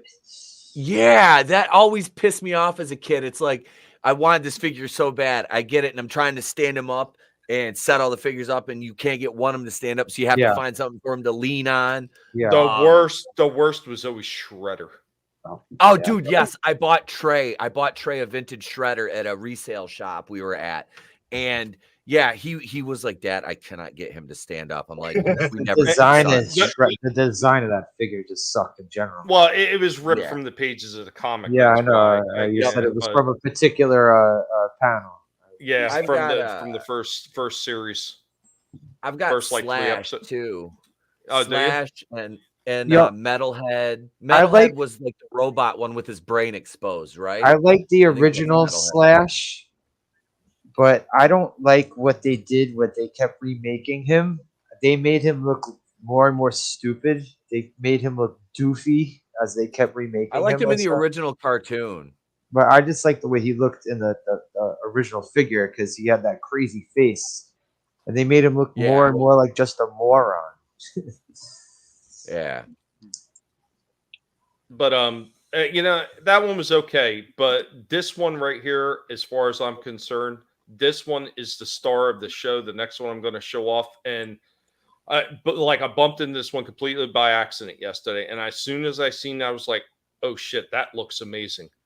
And I nabbed it, and yeah, I am not disappointed. And even with the $34, $36 price range that these are for these NECA figures, holy shit! This one, if you're a collector of the original comic series type of figures that NECA is doing, you definitely need to get this one. This one is fantastic. I will say before I play this, I did omit one weapon because I was running out of time for the review. So the one weapon I didn't include, he comes with a comma. So here we go. Let us know what you think of this. Welcome back. As we're hanging out with Rorschach, the superhero pig. Rorschach, don't you want to say hi to everybody? Oh no, Rorschach's giving us the butt right now, but we are hanging out with Rorschach, and you know what that means. It's superhero related. So this one is coming by way of NECA in conjunction with Nickelodeon, Eastman and Laird's Teenage Mutant Ninja Turtles. We have the Wanderer. Another one from that awesome comic that Eastman and Laird put out. Of course, you got all the artwork around the sides and showing the figure off on the back with some of the poses that you can get them in. Really interesting looking piece right here. So we're going to go ahead and give you a little bit of backstory of who the Wanderer is. So this one comes by way of Eastman and Laird's Teenage Mutant Ninja Turtles, issue number 17, Distractions. In this issue, Michelangelo is depicted as a lone warrior separated from his brothers and facing off against a crooked warlord. And this sounds very similar to what they had in The Last Ronin. But enough talk about this. We're going to get this one out of the box and we're going to throw it in some action poses, aren't we, Rorschach? Go right out of the packaging with the Wanderer. I will say that this Wanderer figure feels very much like the Triceratops Zog figure. He feels very chunky and very heavy. I do like that. Here we go with the Wanderer in a bit of an action pose, showing off the double jointed knees, double jointed elbows, a little bit of the pivot in the hands, the pivot and rock down at the feet, and some pretty good looking head movement. Got a couple extra hands right here. It looks like he's getting ready to grapple with something. Go with his extra hands and what looks like a Naganato. I will say I thought there was no waist turn. I was wrong. Just at the bottom, what would be underneath his shell, he does have a very, very shortened, but a very nice waist turn that's sitting down at the bottom too. I really didn't think that they would be able to put that in there, but there it is. In case you missed him sitting on the scabbards on his back. Here he goes with his twin ninjatos. Of course, last but not least, it is supposed to be Michelangelo, so there are those nunchuck. Oh, and did I mention he has a tail too? Anyway, guys, that's all we have on this one. What did you guys think about this one? We are going to give this one a rating of, is another very solid 9 out of 10. It almost hits it in articulation, but misses just ever so slightly. Dude, that's an incredible looking figure. Nah, the detail is there. I mean, like all the extras that are there. Holy shit, man! This one is phenomenal, and this is why I wanted to get the 4-pack, because the 4-pack is basically this same mold, and I felt how solid this one felt in the hand. And it, you know, it feels very solid. It's very chunky feeling. Like I said, the Triceratops Zog figure, that one was extremely heavy. But for a smaller figure, this one still has got some weight to it. It's got some heft. It doesn't feel like it's going to fall apart. Like this thing is done beautifully. So, he comes with the 3 different hands. He comes with closed fist, the open grappling hands, and then he's got with the hand weapon, the hands for the weapons. Mm-hmm. I will say that the left hand is a little bit looser than the right hand, so the sword kind of slops around in that hand just a little bit, but it's not like the weapon falls out of his hand. It's just not holding it very firmly. But everything else, the nunchuck, the Naganato, the Kama that he has, which I didn't have a chance to include in this. All those weapons fit really nicely in the hand. He holds on to them very well. The scabbards on the back, the swords slide into those things with ease. Like everything about this thing is amazing. The head movement on it is absolutely incredible too. Really, really a splendid damn figure. And I wasn't sure about the Wanderer because I didn't remember that issue. But when I went back and looked it up because it sounded familiar, I found all the information about that issue, and that's why I brought it up. And yeah, like this is spot on to the pages of the comic. Like another, like, well done, NECA. Well done. Every one needs to be done this perfectly. Like this is absolutely incredible. And this actually gets me excited to see what else that they're going to be doing for the Eastman and Laird line. Mm-hmm. That's awesome, dude. Hell yeah. Yeah. It'll be interesting to see what they do with it, Tommy. I can't wait. No, I mean, there's a lot of room to go. I mean, they've only released so many figures. One of the other ones that just came out, I didn't pick him up yet, is oh God, I'm blanking on his name. He almost looks like a satire or like a demon, like satire type figure, and he's supposedly one of the Time Lord type people, and they've released him. Who was that white robot guy that I sent you the picture of? Well, With Utram. like the red eyes. No, it wasn't Utram. Utram is the same species as Kang. Is that what No, you're talking about? No, You're talking about the Synergy robots. Yeah, So, he was white with red eyes, right? Yeah, they're from I the sent you last that Ronin. a couple months ago. Yeah, they're from the last Ronin. So in the last Ronin story timeline, the Shredder is what would be his grandson is the one in charge, and he has these modern modern robots and everything, and they got flying mouser type dog droids or something like that. I got a couple. What was his name? I'll look him up. Oh shit! Remember his name? I forget offhand. Now I've read the book like maybe twice, and I keep forgetting his name. All right, what line of figures am I looking up? It's Last Ronin by NECA. I mean, they haven't done the grandson yet. They're getting ready. They just put out his mother, Kira, and the Raphael. Okay, when they have their death fight. Yeah, and so Sinja, Elite Sinja, Bot. yeah. Yeah, I'll bring up a picture of him. Hang on. I'll just type in Sinja. Oh, wait, what's this? He's blue? Oh, okay, there's two different color ones. Yeah, I think one of them is supposed to be like an elite. I think.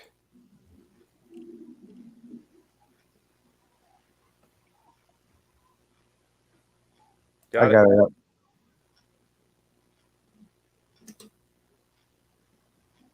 Yeah. Yeah, this was the picture that I saw on Twitter that I sent you. I didn't see this one. This one looks more like he looks like Snake Eyes combined with who was the fucking Metal Gear? The Metal Gear dude.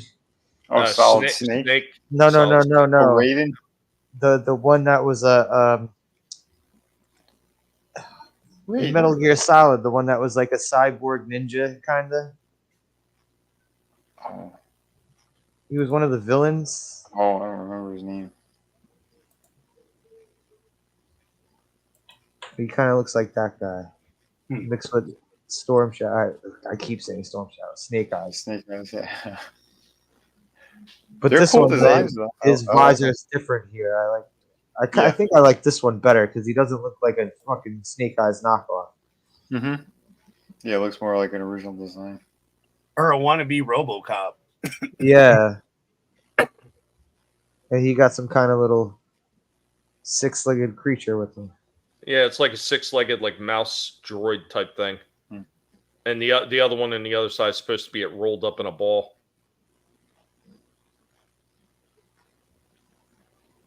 I like this guy. He's cool. Yeah, that's why I said like that Last Ronin stuff. It's actually a lot more enjoyable than I think some people give it credit for. It was pretty interesting. The original story, when you read through it, you kind of like it kind of takes you down that whole travel lane of what happens to all the other turtles, and like holy shit, man, the way Splinter goes out in that thing, him and Donatello. Splinter went out like him and Donatello go out like bosses. Stop giving spoilers. Well, do you know they all die because obviously Mikey is the last Ronin. Thanks, buddy. Well, I know he is now. I can skip this book, thanks. Hey, Vinny, how about together we just watch a review? Yo, Vinny, did you know that Uncle Ben got shot and killed?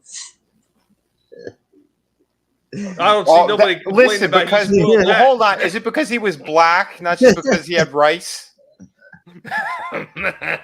Is it because he didn't have white rice? He only had not white rice? I don't know. Jasmine or wild? The world may never know. But Vinny, you know, you read The Last Ronin and you get the Lost. I think it's called Lost Books or Lost Journeys or whatever the hell it is from Ollie's as well, and it fills you in and everything that happens in between. And holy shit, like all that backstory stuff, how he gets to that point in The Last Ronin is probably just as interesting as The Last Ronin book itself. I mean, even with like the newer turtle things that they're doing, and they explain all that, you know, with April's child and everything. It actually makes a lot more sense than some of the crap they're doing with like that mutant mayhem and everything like that. It's really not as bad as I thought it was going to be, because I really thought it was just going to be just trash. It's not quite as bad. And once again, I don't think it's quite as enjoyable as the original Turtles, but it does have its own unique elements and charm to it. Right. No. Oh, that's good. Yeah. Yeah, imagine that. He's the last. No, I understand that. I didn't know which turtle it was because they Yeah, never. same. That's the thing. They kept it a mystery. Like they weren't advertising. Michelangelo's the last. He's the last Ronin. You Like, know that song, The Final Countdown? No one ever made another song. The countdown after that. Right. I just figured he was off eating fucking pizza, right? I mean, he was always the pizza holic. Or he was off bagging April. I mean, who? Michael Angelo. No, I figured that would make you want to read it more now. Now you got to figure out what happens because I'm not telling you what happens to Michelangelo. What decade is that storyline from? God, how many years ago was that now? The Ronin? Couple. Yeah, that had to have been at least like at least 4, maybe 5 years ago at this point. I was just wondering because they were still doing it because they did him in the old 80s look, you know? Yeah, you know what? It's 4 years ago because I was cleaning up my father's house at the time when they first started coming out. So that would have been 2020 it came out. But I like they're still doing stuff with the original fucking 80s black and whites, the way they were drawn. I like that they're still kind of sticking with that. Yeah, I don't know, Vinny. I think you'd probably like it, like especially the surprise ending to the last Ronin. I think you might like that. I'm just saying. Okay. I knew it was Mikey before I read the book, so. Okay. I didn't know at all what they were doing. Nah, Seth was reading it, but he never like spoiled anything. And I was like, well, wait till it's done because it was issue to issue, right, Tommy? Yeah, but like I said, you could just get it in a collected book. It's a lot kind cheaper. of thing now, right? Yeah, that's what I was waiting on. They do like a special edition or something. Target had them for a while too. Like I don't think they have them anymore. I know the last time I did see them at Target, they had them on super discount too. So, knock. Let me in. All right, what you got there, Adam? So that's he's just he's coming to kick our ass, because Tommy just took us out. No, so there you go. There's a wall with a couple pieces that with the snow. But yeah, it's the Juggernaut, bitch. I mean, it's awesome. It's just one of those. The background was funny. I threw a couple things next to him just to be artistic, and have a little bit of fun. And I like I told you, Tommy, I came prepared. those potato head things are great. I'm sorry, they're hilarious. How can you not? I mean, look at it. That's just they are. It's a Funko Pop bobblehead and a Mr. Potato Head. I mean, and I got the bobblehead for $1 because he wasn't in a box. Wow. Well, I told you about the ones that I sold a number of years ago, right, Adam? Mm-hmm. So I had a bunch of the Star Wars ones. It was like it was Darth Maul, but he was called Darth Mash. The what was it? The the Spud Troopers. Instead of Stormtroopers, they were Spud Troopers. Yeah. And then I kind of was showing you guys this backstage, which we'll get to the better pictures, but. Yeah, the Kong and then the Batmans with the tater heads. And again, awesome. I don't care. I think, call me juvenile, whatever. I enjoy it. And then I flip the box around. We got that. Yeah, the column's freaking great. It just, it's, man, I enjoy it. And it's in the window. But here we go. Yeah, so there we go. Yeah, just lined up in the lights. Sweet. And then what's really funny, there's kind of the close-ups where the two one's curved, one's not, because the Foley one's flat. And there you go. Don't ask me how. But that's kind of wicked, right?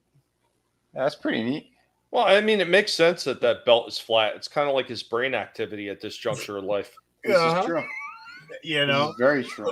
I don't know how the lights that are, as you see, all I did was take the picture, and the lights are right there above. You see? So there's where the lights are. And then when I took it, that's the crazy picture I got. for the Kane belt and the Undertaker and the Brothers of Destruction. You moved in. That's just wicked, you know. It's that auto crap that the phone does, because I took them all like what they were saying. I don't take an individual; I take a group of them. Mm-hmm. Well, that's pictures. That's what in photography they call open shutter. So, Yeah. and the only reason I know that is because when I was with the band, they took a picture of the Trenton Makes World Takes Bridge as part of our album cover.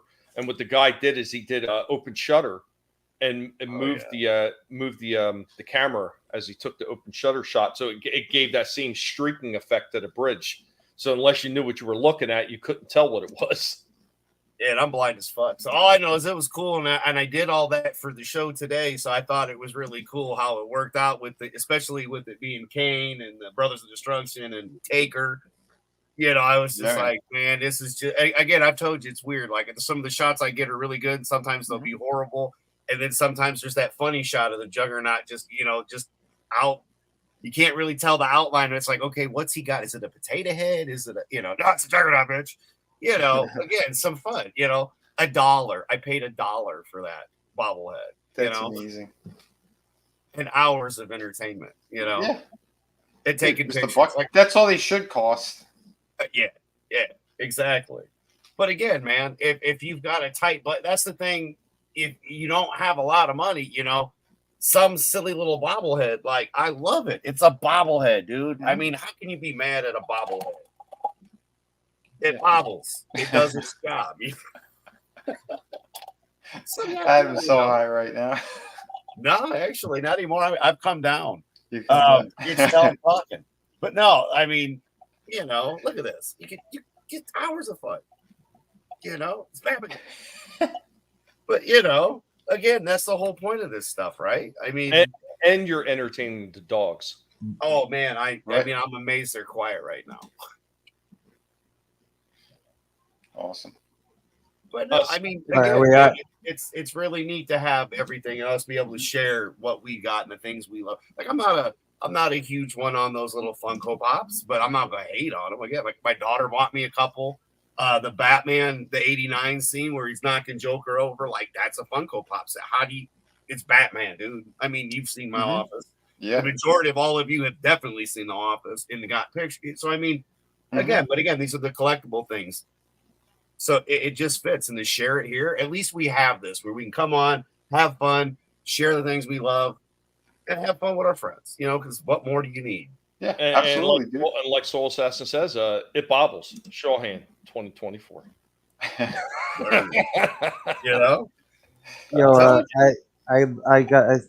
looked it up and it says his name is Ninja Cyborg. Can you bring it up? Anyone recognize this guy from the? Oh yeah. I remember. Yeah, you're right. Yeah, that guy he did look like a mix of them. You're right. Yeah. They couldn't have given him a better name than Cyborg Ninja. They are what they are, dude. All the good names were taken. He looks like a cool character. I'm just saying, like. Yeah, pretty neat. That's a statue of him.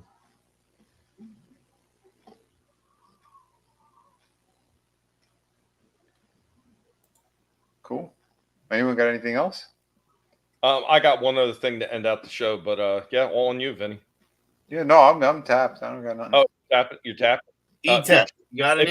If you tap it more than 3 times, it's a pleasure, and you can't I'm on the show. No. Tommy, stop flicking your bean. What's going on here? All right. Their bean flickers, knock it off here, fella. I've never gotten no complaints before, Vinny. I don't know what you're talking about. You're doing it all wrong. What are you talking about? You know what I'm talking about. Cocaine's a hell of a drug. We're talking about toys. Stop being weird. Who, me? Weird? No, it's no possible way that this pig would be weird. Okay, so the last one I'm going to close out is actually a preview of the next. Adam's got his Joker.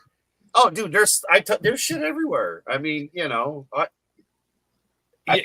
For one of these shows, Adam, you should just get like every single Joker piece you have out and freaking bring it up. Dude, I can't. One of these shows. You can and you will. I would get from the phone. There's a lot. Man. Do it for the wiener dogs, Adam. There's a lot, bro. For the wieners. Oh, maybe you shouldn't do it for the wieners because then you might be called Dylan, and we don't want that to happen. But yeah, for the last thing ending out the show, this is for some of the people to stop by for the BattleBots stuff. This is a little preview of the new thing that I'm doing with BattleBots. I've been doing these series of fights called King of the Hills, where we bring one bot out and the bot goes until he loses, and the next bot goes until he loses, and we do it until we have a certain amount of minutes worth of fight, because anything over 15 to 17 minutes, it gets into the trouble. I'm spending all day to upload. So this is the next one that we got in our next King of the Hill. We're actually up to episode 3 of this right now, and I hope you enjoy it.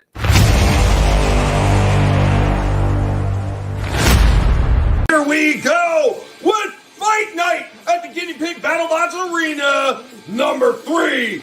And starting it off for this King of the Hill, we got the Neck Fury of Whiplash in the red. He goes up against a bot with no name in the blue.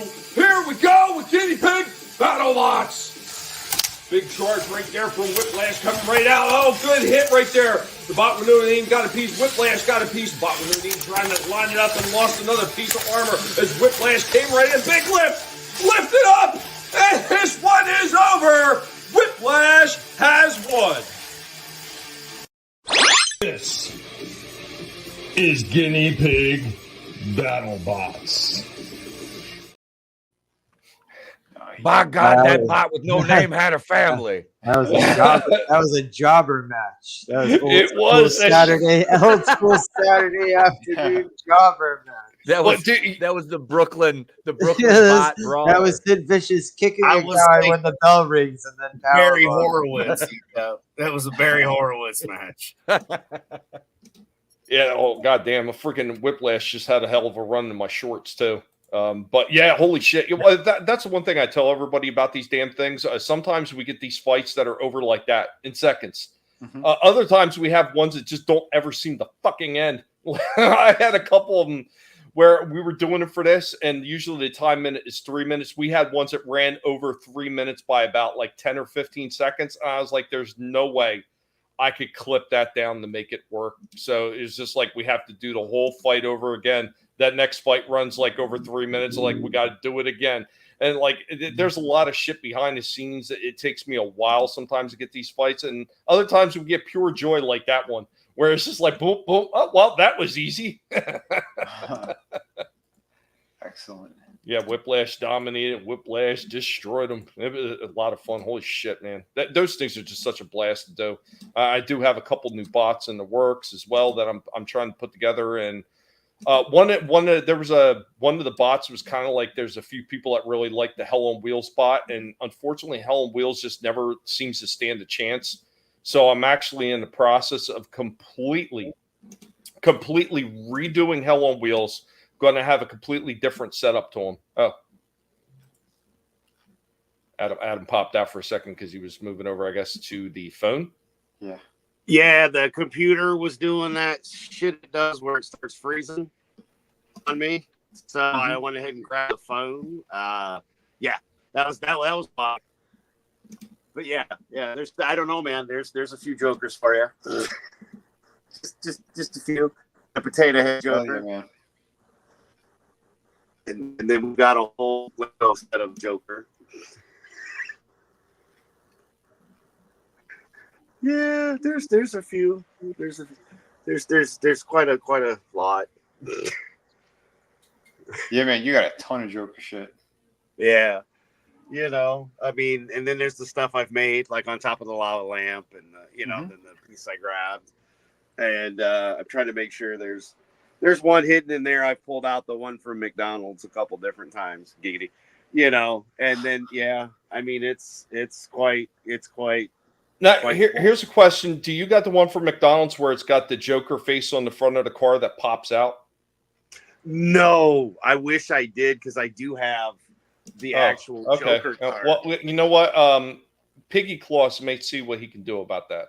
Oh shit.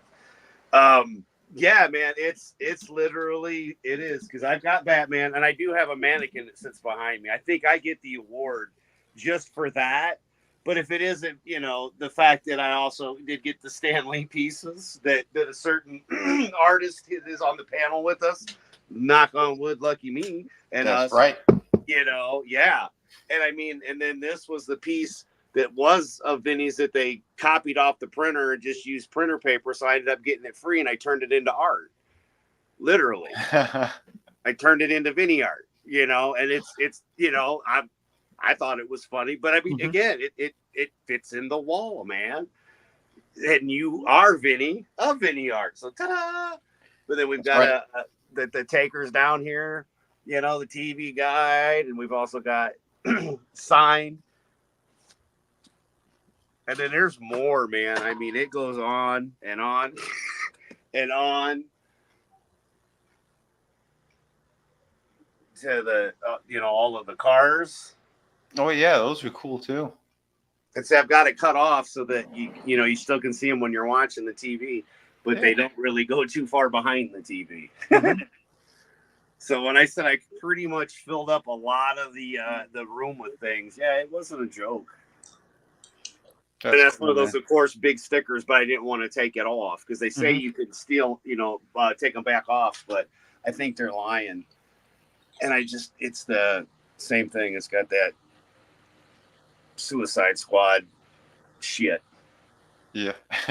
You know, and then we go to the good stuff because we got just Batman, you know. Oh yeah.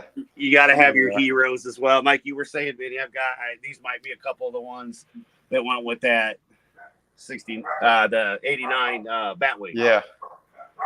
Because then I got the smaller ones too. Yeah, I found a gold version of that the animated Batmobile. Oh, nice.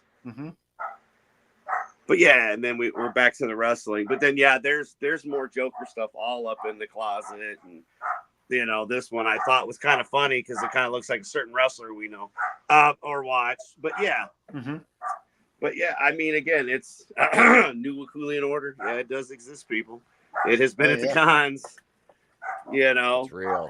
But yeah, that's just a run through of the office. Of course, we've got the duck, which is hilarious. The bear. I mean, it's pretty full. The beautiful Migos that are the real deals. So yeah, I mean, there's quite a few. Hat I got from Mr. Wakulian. See, I have my stuff all over. I had a few things fall because of the dogs.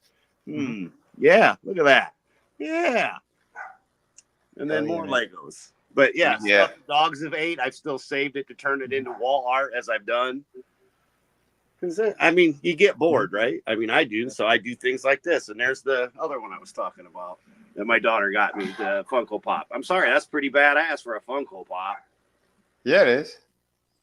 I like that you got the $1 million belt. It's almost like it's a base for the other stuff you got there. I know, right? And there's, you know, E-Tup's stickers there because the kazoo fell over, but it used to sit up like a surf top, you know, like a surfboard. Yeah. But yeah, it is. But again, it's like marketing, man. Like Mel Brooks said, marketing. It's all about the marketing. I mean, I can't go much more marketing than what I do. Merchandising. It is, yeah. You got to get the merchandising, and you know, again, I've got literally a Vinnie wall. You know, it's kind of cool. It is mixed with other things, you know, and it fits. And I'm lucky enough to know you now, and you know, we get to do these streams and talk about the things we like, and for sure, man. The best part of all of it, man. You know, at least for me. Yeah, that's how I look at it. That's what I get out of this: hanging out with my friends, showing off cool shit. Absolutely, bro. People in the chat get to see some of the things that we have and like. So yeah, man. Again, Mr. Wakulian, which was awesome, you know, and then Tommy, you know, with the big surprise, which was awesome. And again, like I say, right on the wall, man. You know, of course, with the other Migos. But this I don't know. This is us, right? Like this wall tells a story. Depending on where you go, from wrestling to potato heads to, you know, yeah, man, Godzilla versus Kong. You have a proper man cave. Yeah, you know, well, thank you. You know, finally something proper. You know, besides the dogs that are like, yeah, let's hang out here and have fun. But I love the random Highlander shit too. Yeah. I love all that stuff. You gotta love it, right? It's like Mm-hmm. it's in here. Well, because I had a signed wall over here before. All the stuff behind here used to be the signed merchandise. Yeah. Or the things I was lucky enough to get and meet and everybody. But yeah, I mean that's just it. And there we go. Yeah, another phone cover. But yeah, again a lot of Joker stuff. But you know, we've got Walking Dead mixed in as well. Mm-hmm. You know, so all the stuff that we love. You know, from wrenching on cars to smoking weed. So and having a good time with again all the people. Ta-da! And look, another joke. So, speaking of that, so Soul Assassin had said he saw a Mad Max Mel Gibson Funko Pop that looks cool. I'm thinking getting, so I know the feeling, Shawhan. Yeah, man. Mm-hmm. Yep. Yeah, I don't have an issue with them. I know some people are like, well, that's what's destroying. Well, look, man, if it's got something and you can afford it and you like it and it's a couple bucks and it brings you joy, that's all that matters. For sure. Every single time.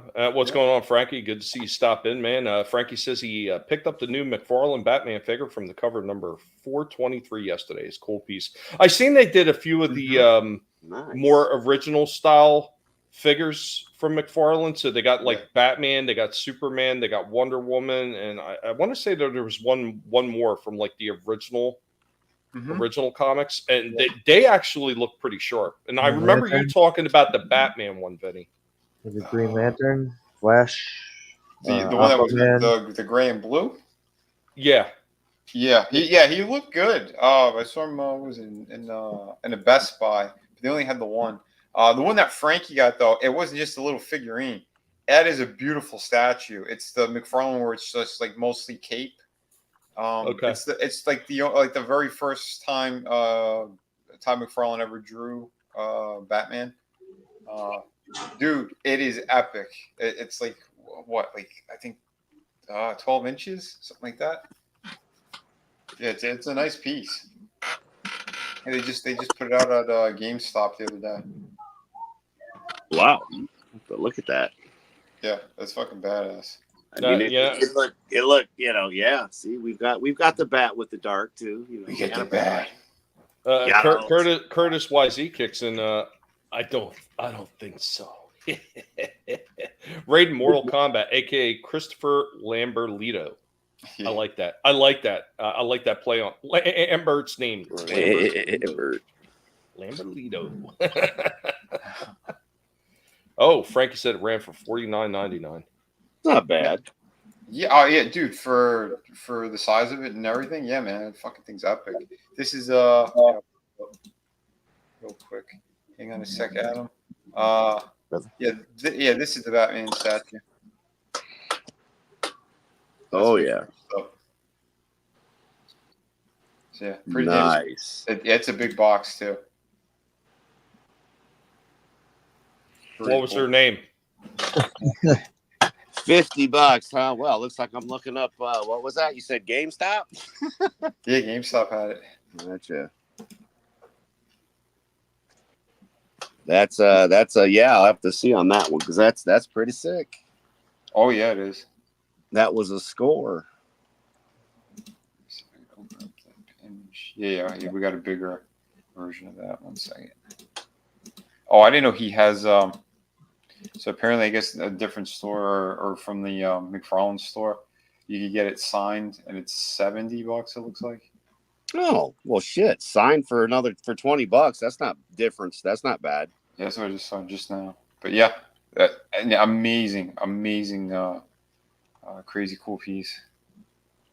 Well, I am a McFarlane fan. I mean, again, I've got your work next to his. It's just yeah, it's just one of those things. Yeah, you know what? Here, I've said it before, and I'm going to say it again. Though these retarded ass signature series things. If you're going to be selling something as a signature series, and you're going to be offering it at a substantial price hike because it's supposed to be, like top of the line because it's signature series, and this, you know what? It better be a real signature. Not a printed signature, just printed on the packaging. And it was the same problem I had with the Eastman and Laird shit when they did the Fugitoid and they had the signature series one. It is not actually signed. It's just printed on the fucking box. This you're charging And they were charging something. What was it? It was like $60 more for it. Yeah, that's insane. That's insane. This looks like it's legit because he did it like on a baseball card, and they put it inside the package. Okay. Well, I mean, if it's a legit signature, you know, I kind of see that. But you know what I'm saying, though? Like, so many of them are not, and they're just. Oh yeah, I know. Yeah, it's like getting a like when you get a baseball, it's Ken Griffey's autograph on it, but it's just printed on. Yep. Yeah, that's a scam. Well, at least if they tell you it's like, you know, it's the Ken Griffey ball, like, and it has like his number and his autograph on it. Oh But shit! they Never tell mind. you that, like, he didn't do that. So shit. Adam, this thing sold out. It was $80. I just went to the site. Even for $80, that's not bad, man. Because again, you're gonna spend 20 to 50 on an autograph. Like if you go to the cons and shit. I mean, I don't know about McFarlane, but you know all the wrestlers and shit that I've met. Oh But the problem with It getting a all depends. McFarlane signatures, you may wind up getting a little tuna grease on your package too. I do see that they've got that animated series thing on his site too that looks pretty badass figures because they've got the Catwoman that doesn't look bad for the Dark Knight trilogy. They've got the main page Anne where it Hathaway plays through. one. Yeah, that does look really freaking good. The She Affleck one she does comes too. with the bat pod. yeah. I'm not big usually into buying this kind of shit, but they've got the animated pre-order on that. I was like, ooh, because I love the animated series too. But yeah, see, this is why I always stayed away from his site because I mean I do have the two. I got a Harley Quinn and a Joker that I found at Walmart for like $6. You know, and I got those, and I mean I didn't open them. I've got them, you know, in the corner there and on that shelf. But again, like that was the thing. I don't think I've ever. I mean, outside of those spawns from Toys R Us that I've showed on your streams and stuff numerous times, the Ninja series, because it was badass. But that was it. Like that, I haven't ever really found any pieces, or well, at the time I couldn't afford them. You know, now at least it's a little semi better depending on how things play out. But yeah, I'm, you know, it's nice to see the animated series getting some love and.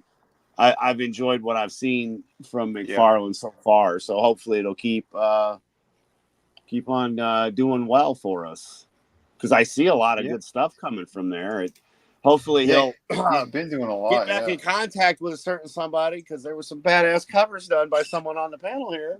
Yeah, I hope so. Yeah, that Clown Violator I did, man. I've been getting a lot of good praise for that one. So. Especially what you did, the way you drew it, and what it's doing, dude. I'm not gonna say nothing because you know when you know, you know. But yeah, that was just top shelf, sir. Top shelf. Man, that's it. I put my heart and soul into these things. So hopefully, we'll have some good luck this time, some good fortune. You deserve it. You know, it'd be great. I know it would help with all my other projects and stuff too. Because by the way, we still do have the art book is still available right now for a short time. I need to get the new sample because I am upgrading for everybody. So if you did back the Volume 3 art book, it looks like we're gonna have perfect bound on it. So it's something that it was supposed to be a stretch goal. We didn't hit the stretch goal, but I'm looking at everything and for the people who are supporting it, I'm gonna go above and beyond for you guys. So what you're saying there's a little bit of wiggler room. The dark wiggler. I don't know if you guys saw that, but I do have a new one out. The fourth words of wisdom from the dark wiggler.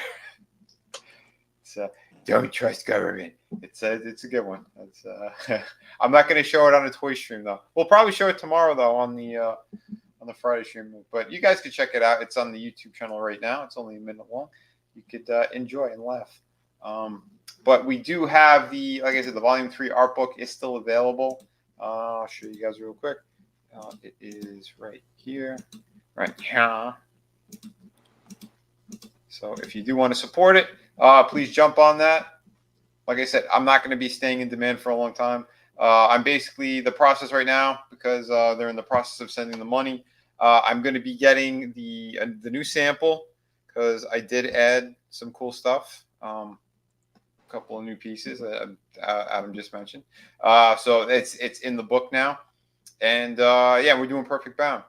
So yeah, once I get the sample, make sure everything's perfect on that, then I could order the full order of the books, the proper run, and whatever I have left, I'll put up on here, and when they're gone, they're gone. So yeah, that's how we're going to do it. And it's a short print run. I'm not doing a big print run on this. So this campaign is not staying around for a long time.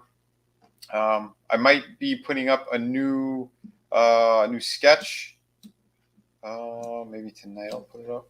But I have a Batgirl that I just finished this week, and yeah, she will be up soon. In fact, I think I had it on the YouTube right now. So just short on there.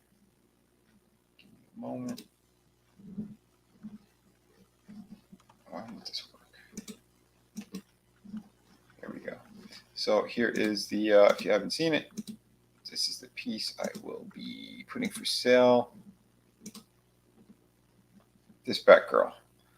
So, this was done on like the backboards to the comic book, so it's a manageable size that I could put in with the art book, and then yeah, and ship it out to whoever wants to buy it.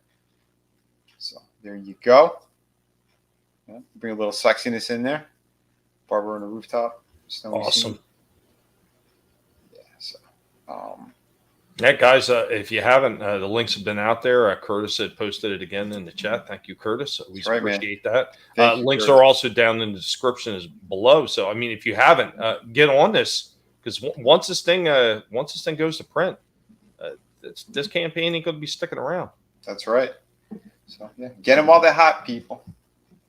But yeah, I'll give more updates too as soon as I get the sample copy. And then yeah, from that point, it'll just be the order, and yeah, and we're in business. So it should be, like I said, I should start fulfillment. I'm hoping by the end of February, start of March. Is it? So yeah, around that area. Like I said, the books they're all done. I'm just waiting on some stuff right now, file related, because for the printer. So yeah. That's the show tonight, folks. I hope you guys enjoyed it. Yeah, man, this has been an absolute blast as always. Thank you to all the people that came with us and hang out on the panel and talk about some wonderful ass toys. And thank you to everybody that has been in the chat hanging out with us the whole way and commenting and taking part in the stream. You guys are fantastic, and you are the reason we're able to keep doing this, coming up here and having a good time. But now we're going to kick it on over to our panelists, and they're going to let you know about what they got coming up. So let's kick it on over. Shitter was full. Yeah, it sure is full of dog shit. But you know what? Don't let the dog shit get you down. We got toys and we're having fun, and you should join us and, have a laugh or two. Yeah, man, I have no idea. What is today? Thursday? So Friday. Well, I know Vinny's going to be doing his thing Friday this weekend. Hopefully some Mario Kart. We're fingers crossed, on air, off air, maybe. And other than that, be safe, have fun, and do me one favor, everybody. You got yourself 5-10 minutes, go out, have that 10 minutes to yourself and go have fun, because that's what they don't want you doing. They want everybody miserable and grumbly and watching shit ass TV shows that are shit and programming you to think now that because season 3 and 4 is better, that it's okay. Nah, I'm not going to comply. I'm done. I'm sticking with Tommy. Fuck you. You messed it up in the first place. You should have did it right in the first time. Do it right the first time, or don't do it at all. So yeah, other than that, yeah, this is what we do. We come here, we have fun. You'll catch us with Trina. Eventually, we're going to be doing the Dracula on a Wednesday. That's going to be fun. Those are things I have to look forward to, other than coming here and hanging out with all of yous. Yep. So yeah, this has been a blast. Thank you as always. And go have fun. Awesome. Thanks for hanging out with Adam. Always a pleasure. And now we're going to kick it on over to, let's see, who is next on this mofo? We're going to kick it over to this guy. Hey, I'm stuck. I can't transform. Oh, thanks. I think. Yeah, that's right. Thanks for having me on. I'm glad I was able to stop in tonight. You can come over and find me at Queens, the place to be reviews, sometimes WKRP in Cincinnati. But no, it was good being here. I have some videos planned. I haven't had a chance to record everything. I've been so busy. We didn't get to do Tales from Crypt commentaries today, so next week they'll be back, I promise, channel members. And Saturday night we're watching the Royal Rumble. That's live this Saturday, so we'll be streaming that. Kendo from WCBS will be joining the posse over here, watching that, and going in raw with episode 291. Will be back Monday night. I don't know if I'll have time to record any videos this weekend. I'm going to be pretty busy. I'm going to little winter kind of festivals, so I'm going to do that with the family. And but we got more stuff coming up in the hopper and some big changes at the channel coming within the next couple months. New show. We'll be taking a couple shows off at least one show off the schedule completely, and adding a new one. And I can say that our classic pay-per-view review series will be moved to Wednesday nights, and Tuesday nights we are going to be doing a horror show that will be hosted by myself and Trina from Real Horror. So I'm looking forward to that, and we'll be working on getting some guests from the YouTube horror community on some channels I have in mind. But yeah, that's a lot of big things coming in. I know this artist that's designing a new logo for the channel, is we are officially going to retire the Dharma Initiative logo, which has been served us well for 5 years. And so if you haven't subscribed and you like horror, I cover pop culture news and things like that. But and we stream live 4 days a week. 4 days a week, I think, if not more. But yeah, come on over. I'm one of the hardest working, bald, bearded, amazingly, devastatingly Telly Savalas' illegitimate son looking guys you'll ever see. And sometimes I'm humorous, and I stream with these wonderful gentlemen a bunch of times a week. Let's be careful with around these these people. guys. Wonderful. Wonderful? No. You could say that bastard comment at the end of that. Thank you. Damn. And that bastard Tommy over there and his attack pigs. Jesus Christ, I'm walking around here with less toes than a diabetic bud. Thank you, sir. That was so kind. I appreciate that. Me and Shockwave, thank you. Hell yeah, dude. Hold them up again. I want to see that. Yeah, man. I better look at that. Yeah, guy. here he is. Here he is right here. He's a little loose. He's very, very that was used, great. and he's missing the shoulder brace off the Uzi. But his knife is still in his backpack. I got mine still. He's still got the dude. One of my favorites, man. One guy that it's a weird one, but Dial Tone is one of my other kind of favorites. Oh yeah, I had that one too. Cool. You know, his color for some scheme, reason the color scheme was odd, but that big giant radio backpack that he had, the big gray radio backpack and everything, that's what set him off. That and that freaking gun that he came with too. Mm-hmm. Yep. So yeah, man. But thanks for having me. And if you're not subscribed, come on over and subscribe. It's free. It always will be. Do it. Awesome. ETEP, thanks for coming and hanging out with us, man. It's not often Thanks to get for to have having you me. on the toy stream, man, but you know that you're always welcome to stop in anytime you want. Thank you, man. Dude, it was a pleasure. Absolutely, brother. Appreciate it. And I now was we're glad going to be here, man. Always a pleasure, man. Always a pleasure. Now we're going to kick it on over to our next victim. And all day long, I put up a dog's ass. Just bang, bang, bang up his ass. That's my pleasure. Throw up my Shockwave right here. Oh yeah, man. Everybody pimping it. There you go. There's a closer look of him. Yeah, man. Dude, Right in the backpack. actually, I think I did have this. I did have them. Gigantic fucking look at the fucking blade on it. Yeah, I remember that. Yeah, his knife's the pig sticker, dude. It's badass. Yeah, that's not a knife. This is a Love knife. this guy. Yeah, thanks for Thanks for letting me come through and talk toys. I always love this shit. And Oh yeah, I always like the when you guys can show me the newer GI Joes and Ninja Turtles shit, because I have no idea unless maybe like scrolling across a picture of these on Twitter. But yeah, they're pretty freaking awesome. That's why we do this stuff. I mean, you know, most of us are old school collectors anyway. So, I mean, seeing some of the newer stuff, especially the newer stuff that's being done right. Mhm. Yeah, absolutely. All of us want to see that kind of stuff. And we damn sure want to see every single one of these things like done justice. And I think like most of the ones we've shown tonight, they've done it justice in one form or another. Maybe not perfectly, but I think they did well enough that, you know, everything on tonight's show was a pass. There was no major fails like we sometimes have with some of these figures, like especially with some of my reviews where you say a figure skidding across the table because it was an absolute fail. We didn't have none of that tonight, and that's always a fun time too. To just like watch and bring to life some of these older figures again. Yeah, that's for sure, man. But a Slasher, man, always a pleasure. I'm glad brother. you're feeling better and we're able to stop on. Love chilling with all you guys, man. Hell yeah, I can't wait till you get back into the movie talks. And this is going to be when you're up to it again. When I'm looking forward to it again, man.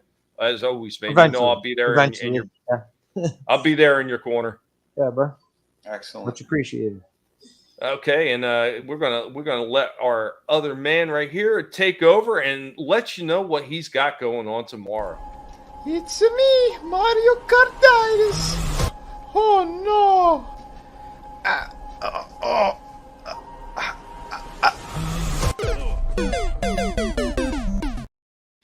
Yeah, things are gonna get crazy again. We got the Friday Underground stream. We finished Monarch, so it's just gonna be on my channel. And yeah, we're gonna be hitting some crazy topics that have been going on this week. We'll hit the Swifties there, Taylor Swift and all of her army, flipping the fuck out at the AI artwork that's been dropped of her.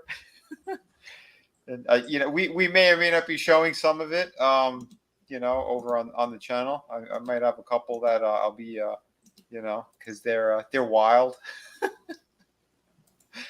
Yeah, it's gonna be a fun time, folks. So tune in tomorrow at 5.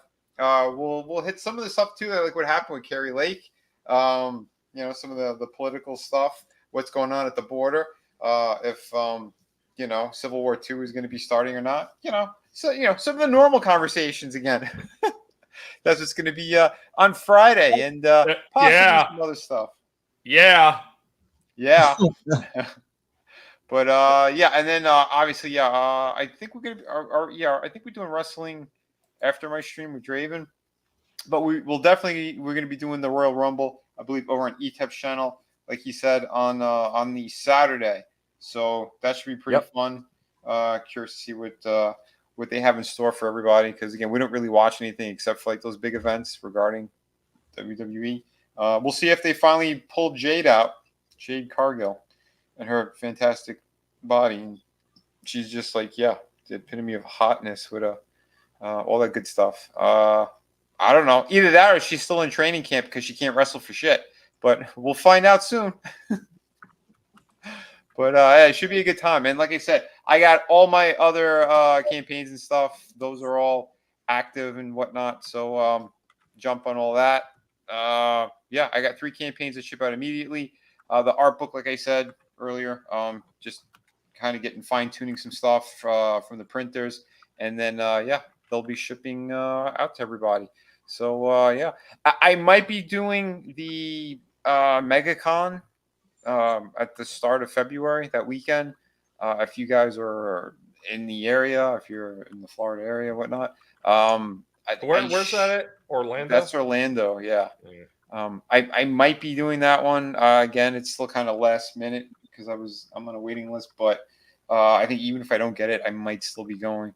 Well, we'll see. I got to kind of fine tune everything too, because like I said, it's not cheap to do these type of things, and money's super tight. So, like I said, fingers crossed on everything. But yeah, in the meantime, everyone, please have an awesome night. I'm gonna kick it over to Tommy and the Guinea Pig Collective. No, you were supposed to play something that kicked me. Hey, Prime, what do you think Megatron's gonna do to Starscream? Nothing gentle, I would say.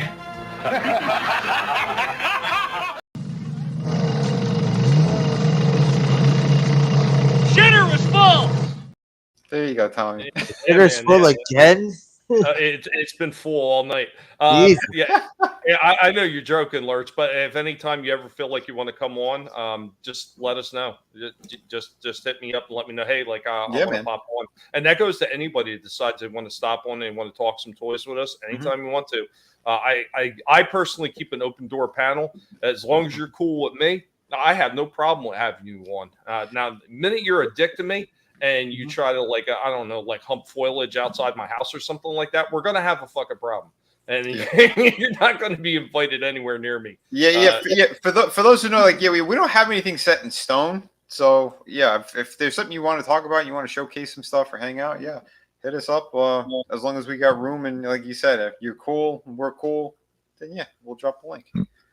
Yeah, absolutely. Guys, thanks for hanging out with us. As always, you guys are amazing. And Curtis, man, I appreciate you dropping all those links all night long, man. Thank you, man. And everybody that's a mod on this channel that drops links, thank you. And always make sure to promote yourselves as well. I always say that if you're on my channel, go ahead and promote yourself. There ain't no better way than to let people see what you're doing by doing that. And speaking of doing that, that's why we have Cage Talks too, to help promote other creators. Maybe they tap into an audience that is not really used to them. Our last one on Tuesday, we had CJP come on, and we were talking mostly about music and everything, and just like his journey through YouTube. And of course, if any of you out there, you have a channel, you want to promote it, or you just want to come in and talk about why you created your channel, be sure to hit me up and let me know that you want to be on the next Cage Talks.